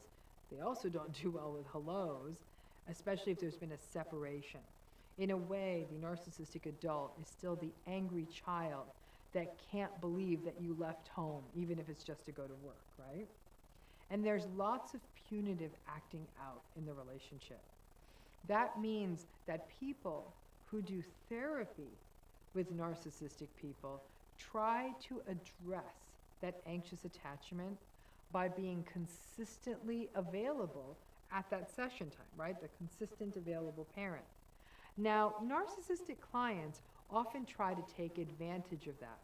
They will frequently try to touch base with or even bother the therapist in between sessions. They want to have access to them all the time. So the work becomes... Hello and welcome back to the channel. Today I'm giving Stockfish one extra dragon each game until I lose. The dragon moves like a knight and a bishop. Let's get started with game number one. Alright, game number one, as you can see, Stockfish has exactly one dragon. We're playing against fairy Stockfish, which is basically like normal Stockfish, but it can play against these fairy pieces. Okay, now let's talk a little bit of strategy. Giving Stockfish one singular dragon is kind of like giving John Wick one singular needle. Like by itself, it's probably not going to dismantle your position, but if Stockfish gets this piece in just the right place, it could be over pretty darn fast. The strategy for this first game I think is pretty easy. We kind of just push these pawns until they promote, and this dragon by itself is neither going to be able to stop them nor going to be able to checkmate my king through this defense. That will very quickly change, as you will see as we start adding dragons, but for the meantime we should be able to just promote to some extra queens, force Stockfish to give up the dragon, and we'll be in a pretty good spot. Okay, dragon comes back, threatens the queen, will bring a rook into the equation. Check. We do get the dragon actually for a rook, not even for a queen. It is worth keeping in mind that Stockfish is basically playing to delay checkmate for as long as possible. We'll go ahead and cut him off on these two files and deliver my favorite type rather on these two ranks and deliver my favorite type of mate in the middle of the board. With that, we win game number one. Let's go ahead and give Stockfish two dragons. All right, Stockfish now with two dragons on the board. Fun little fact, it is possible to checkmate with only a single parents. Now, where do anxious attachment stops being a therapist? So a parent doesn't really have the same option, but you could see the effect that that child might have had on a parent as well. Now, where do anxious attachments come from? Now, lots of places. Unavailable caregivers in childhood, and this can be for such a wide range of reasons. Perhaps the caregivers are actually gone and there is no good substitute. It could be due to chaos in the household, parents who are preoccupied with stressors, parents who are egocentric, parents who are just immersed in their own lives and interests and are maybe perhaps narcissistic themselves and don't want to be bothered with children. The child, in these cases, where there's inconsistent parents, never gets that secure base to return to, never learns to feel safe and secure in the world, and may feel a constant sense of being left or abandoned, and then has difficulty regulating or soothing themselves. And this extends into adult relationships. And in adult relationships, there can be lots of anxiety about abandonment, a neediness or a clinginess, and rage at the partner because of this anxiety, and to punish them for not being available to them all the time. Now, here's an interesting paradox. When people recognize that anxious attachment is a big part of what may underlie adult narcissistic styles, it becomes sort of an interesting setup for cognitive dissonance for the person who's in the relationship with the narcissistic person. Because then the rescuer hat goes on. And the belief is that if I am always there for them, and I am now the new consistent parent, and I'm available, and I'm loving, then I can fix their anxious attachment. What would you say to somebody that hasn't tried therapy before? Just ask yourself if what you're doing in your life right now is working, if you have peace, if you have good relationships. Nope, not gonna happen. You can't, and frankly, it's not your job. It's not your place or need as a partner to reparent your partner. Their work is to do the hard work of therapy and to work through this in therapy, as uncomfortable as it may be.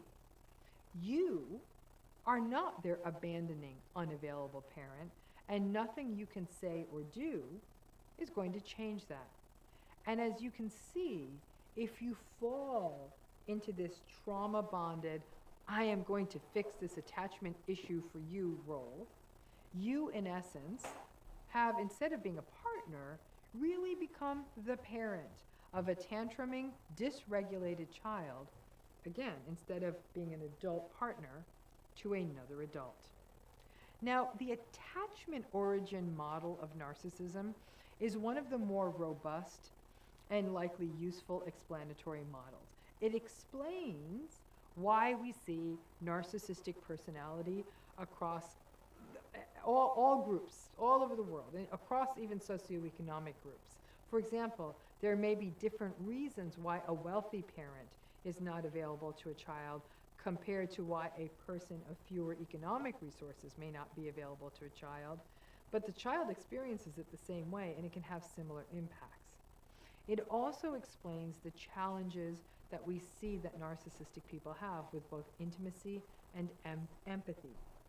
It explains all of the challenges with dysregulation and the incapacity to engage in something called self-soothing. It explains the abandonment fears and the anger that narcissistic people often display, not just when you say goodbye, but even when you reconnect. It explains the vindictiveness and the punitiveness of these relationships. So it's a theory that really does kind of reach into all the kinds of corners of narcissism and makes sense of a lot of it. So let's say you're a parent still raising a child and you don't want to raise a narcissist. 아따, 덥네요. 그죠? 예의 차린다고 양복 입고 왔더니 더 덥네. 벗으랍니다. 신부님한테 벗으랍니다. 예, 농담이에요. 예, 무슨 말인지 알아요. 예. 아이고, 요즘 살이 쪄가지고 큰일입니다. 예. 체중이 오늘 아침에 재보니까 94kg입니다. 94kg. 근데 겉으로 보기 안 그렇죠? 그래 보여요. 그럼 어쩌습니까? 자, 그러면 시작을 해봅시다. 성부와 성자와 성령의 이름으로 아멘. 하늘에 계신 우리 아버지, 아버지의 이름이 거룩히 빛나시며 아버지의 나라가 오시며 아버지의 뜻이 하늘에서와 같이 땅에서도 이루어지소서. 오늘 저희에게 일용할 양식을 주시고 저희에게 잘못한 일을 저희가 용서하오니 저희 죄를 용서하시고 저희를 유혹에 빠지지 않게 하시고 악에서 구하소서. 아멘. 성부와 성자와 성령의 이름으로 아멘. 휴가 안 가십니까? 갈 데 없어요. 요즘 세상이 흉흉해가지고 어디 가기도 무섭더라고요. 그죠? 뭐 하면 뭐 항공기 안에서 갑자기 그거를 이 난기류를 만나가지고 사람들이 구익 솟았다가 바닥에 꽝 떨어져가지고는 뭐 당했다느니, 일본은 지진이 난다느니, 어디 화산이 터졌다느니, 캄차카 뭐 하여튼 난리 북새통입니다. 그죠? 근데 여기서 뭐 하세요? 뭐 우리가 휴가가 딴 게 휴가가 아니잖아요. 그죠? 쉬는 게 휴가입니다. 그리고 쉬는 건 여러 차원에서 같이 쉬어야 돼요. 그리고 현대인들은 영원히 쉬어야 됩니다. 육체는 사실 이미 우리가 무슨 전쟁을 겪고 있습니까? 아니면 뭐 초급 목피하던 시절처럼 무슨 나무 뿌리 파먹고 뭐 그거 하고 있습니까? 그런 거 없잖아. 그죠? 그래서 영원히 잘 쉬어야 되고, 영원히 잘 쉬는 여러 가지 요소 가운데 하나로 성령 기도에 참 좋죠. 잘만 하면. 잘못하마 또 성령 기도에도 잘해야지. 성령 기도에 잘못하마 엉뚱한 영이 막 들어가기도 해요. 막 교만의 영, 허영의 영, 어떨 때는 탐욕의 영도 들어가더라고.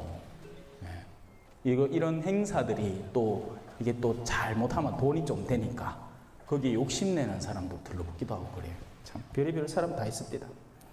자, 오늘 여러분들을 위해서 준비한 건 필리피서입니다. 필리피서 2장을 잠깐 보고 3장으로 넘어가도록 하겠습니다. 이렇게 적혀 있습니다. 세상의 빛이다. 지금 우리는 빛 안에 머물러 있죠. 수많은 전구들이 우리를 비춰주고 있습니다. 그죠? 하지만 빛으로 느끼는 대상은 여러 가지가 있으니 빛을 느끼는 주체에 따라서 내가 어떤 것을 빛으로 느끼느냐에 따라서 우리는 여러 가지 것들을 빛으로 삼을 수가 있습니다. 오늘도 이제 아침에 운동하다가 이 복도리를 항상 떼고 이제 같이 뛰거든요. 그러면 이제 땅을 볼 수밖에 없잖아요. 그러면서 땅바닥에 뭔가 동그란 게 있는 거예요. 근데 안타깝게 동전 아니더라고. 하지만 우리는 그런 욕구들을 은연중에 다들 갖고 있는 거죠. 뭔가 반짝이는 것에 대한 갈구. 왜냐하면 그게 우리 눈을 통해서 우리 내면에 있는 한 차원의 욕구를 밝혀주니까. 단돈 100원이라도 벌겠다. 이런 욕구가 반짝거리는 거죠. 이 영혼의 안에는 여러 가지 것들을 빛으로 받아들이는 감각들이 있습니다. 당연히 성경은 우리에게 어떤 것을 빛으로 소개시켜주고 싶겠어요? 하느님이라는 본질적인 빛을 소개시켜주고 싶어 합니다. 하지만 사람들의 눈이 다 정상적으로 작동하는 게 아니죠. 어떤 경우에는 뻔히 볼 수 있는 것을 안 보고 있기도 하고, 그죠? 내면의 상태에 따라서 내가 충분히 볼 수 있는 것, 보아야만 하는 것에서 오히려 눈을 떼고 나 스스로 장님이 되어 있는 경우도 있습니다. 그래서 어떻게 하면 진짜 빛을 볼 수 있는가? 이렇게 시작합니다. 사랑하는 여러분, 여러분은 늘 순종하였습니다. 자, 이 단어는 현대에 와서 굉장히 꺼리껴지는 단어로 바뀌어 버렸습니다. 무언가에 순종한다는 것. 현대에는 옛날에는 뭐 이제 남편한테 순종하고, 나라님한테 순종하고, 아버지한테 순종하고, 이게 당연시되던 사회였어요. 질서라는 것이 있었고, 근데 그러다가 어떤 일들이 벌어졌습니까? 예외적인 상황들이 자꾸 빚어지게 된 거죠. 나라님이 사기쳐서 깜빵 들어가고, 그죠? 아버지가 자식들을 돌보아야 하는데 내팽개치고 바람 필어댕기고, 그죠? 남편이 아내를 가장으로서 잘 보살피고 배려해야 되는데 그게 아예 두드러 패고 막 이렇게 하니까 그런 예외적인 경우들이 증폭되면서 권위라는 것 다 소용없구나. 만사 소용없는 게 권위고 질서구나. 오히려 그걸 파괴하는 게 좋겠구나 하고 사상적인 면에서나 철학적인 면에서나 그런 것들이 이 붐으로 일어났습니다. 옛날에는 예술 작품 하면 어떤 거예요? 이런 게 예술이에요. 성모님, 예쁜 성모님, 질서 지어지고 균형 잡힌 것을 예술로 봤죠. 그러다가 피카소, 그죠? 뭐 눈띠 여 하나 뜯 달아놓고 막 젖꼭지 여 하나 달아놓고 막 이렇게 하면 어머 예술이야. 그림 그리라 카이키네 그림을 왜 그립니까? 벽에다가 비눗방에다가 페인트 쫙쫙 뿌리고는 그림이래. 받아들이래. 느끼는 사람마다 다 다르니까. 그러니까 중심에서 이제 전부 다 파괴적인 영역으로 벗어나는 거죠. 하지만 그리스도교의 근본은 뭡니까? 하느님이라는 질서 속에 우리가 그 질서 안에 살아간다는 게 핵심이죠. 그러려면 순종이 절대적이어야 되는 겁니다. 우리 인간은 스스로를 구원할 수 없으니까요. 바로 그 순종에서 빛이 수용되기 시작하는 겁니다. 비로소. 그래서 어찌 보면 우리의 신앙의 과정은 순종의 과정이기도 한 거예요. 어디에 순종할 것인가? 하느님인데 당연히 하느님인데 근데 이게 재밌는 게 사람들마다 자기가 섬기는 하느님이 다 달라지는 거죠. 그리고 그 다른 하느님들을 본질적인 하느님이 아닌 다른 하느님들을 뭐라고 부르느냐? 성경은 우상 숭배라고 부르는 겁니다.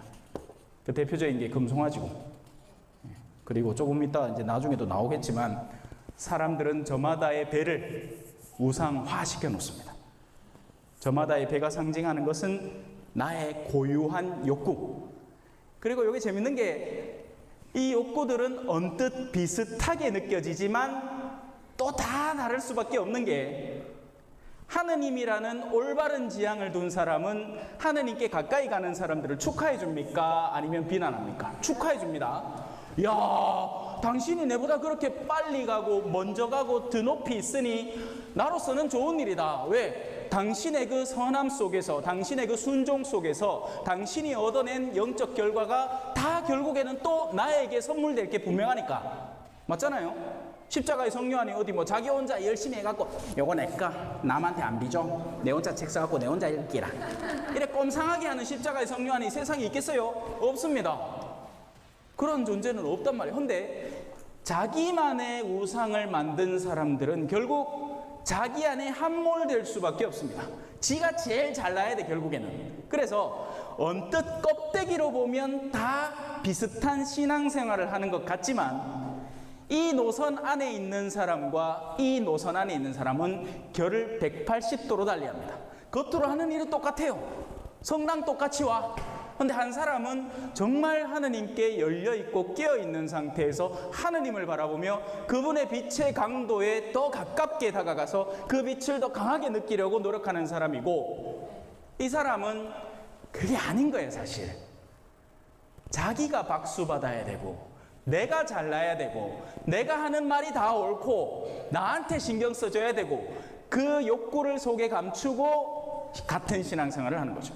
미사를 오더라도 그렇고 봉사활동을 하더라도 그렇고 누구를 돕더라도 그래요. 여기 있는 사람은 순종합니다. 예를 들어 누구를 도왔다고 해봅시다. 얘기할 필요가 있습니까? 없습니까? 없죠. 왜? 하느님이 다 지켜보고 계시니까. 숨은 일도 보시는 하느님 속에서 한 일이니까. 여기 있는 사람이 뭘 도왔다고 쳐봐요. 난리 납니다.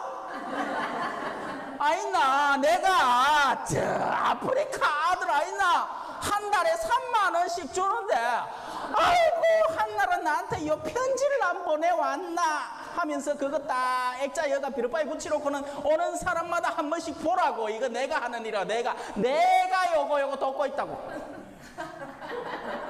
오른손이 한 일을 왼손이 모르게 하라는 말에 정면으로 위배되는 말이죠. 너희는 받을 상을 다 받았다라는 성경 말씀을 새카맣게 읽고 있는 사람들. 그지요? 쫄지 마세요. 네. 사람 많으면 좀 이 여파가 덜할 낀데 몇 명 없으니까 내 말이 좀 강하게 느껴지겠다.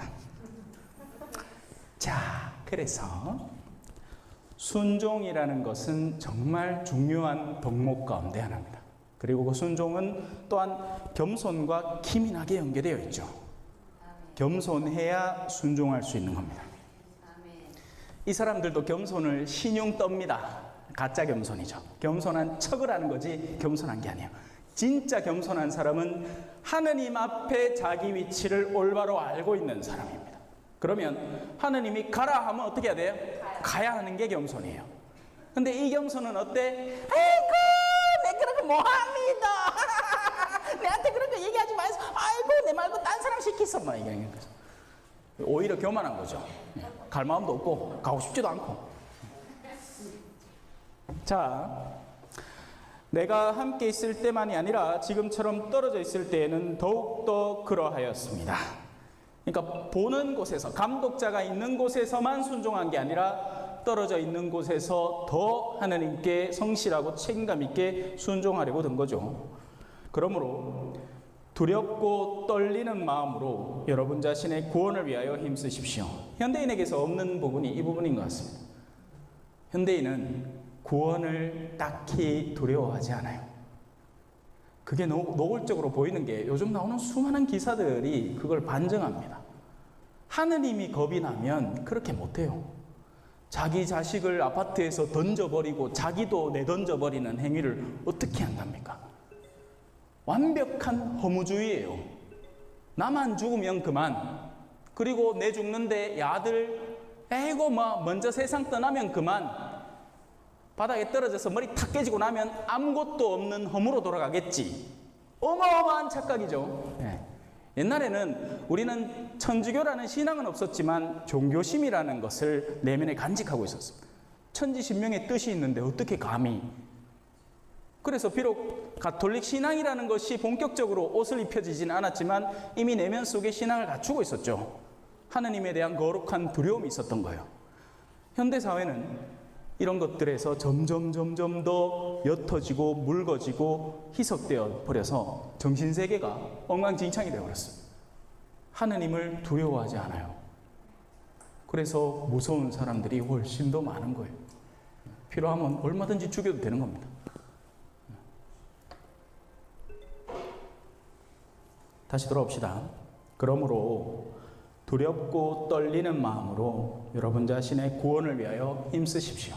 여기서 또 하나 알 수 있는 건 뭡니까? 구원이라는 것은 힘써야 하는 무언가입니다. 물론 구원은 하느님의 전적인 선물이에요. 그러나 우리 측에서 그냥 아무것도 하지 않은 채 막연하게만 받아들일 수 있는 건 아니라는 겁니다. 우리도 무언가 힘써야 한다는 거죠. 그 가운데 하나가 바로 순종인 겁니다. 사실 순종이 제일 힘듭니다. 우리가 일을 힘들어하는 이유가 일 자체가 힘들어서가 아니에요. 예를 들어 형제님 중에 낚시하는 거 좋아하는 사람 있잖아요. 새벽 3시에도 나갑니다. 골프 치는 게 쉬울 것 같아요? 어렵습니다.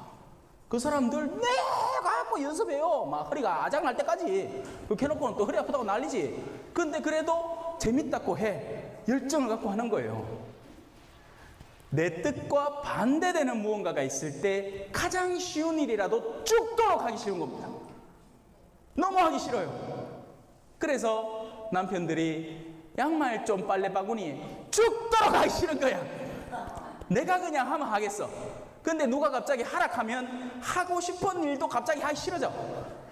그만큼 인간의 내면 속에는 교만이 사로잡고 있기 때문에 그렇습니다.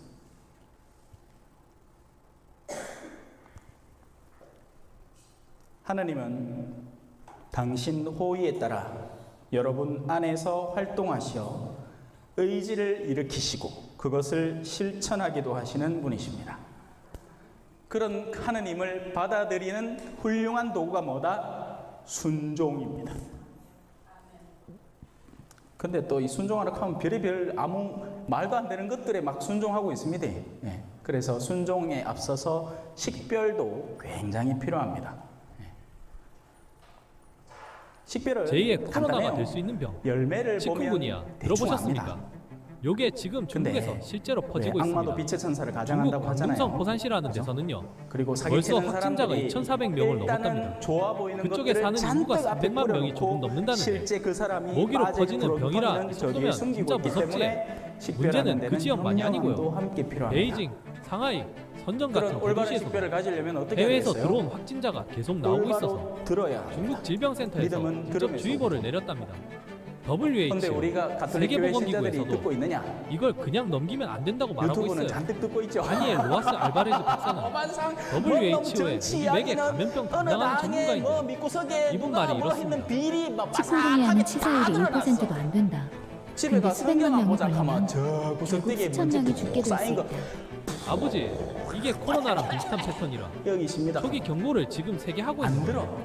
심지어 프랑스령 레유니온 섬에서는 인구의 3분의 1이 감염된 걸로 추정되고 있습니다. 이게 지금 동남아, 인도, 케냐 쪽으로도 계속 퍼지고 있다 하더라고요.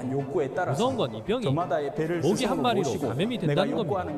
그러니 해외여행 갈 때 진짜 조심하셔야 되는 병입니다.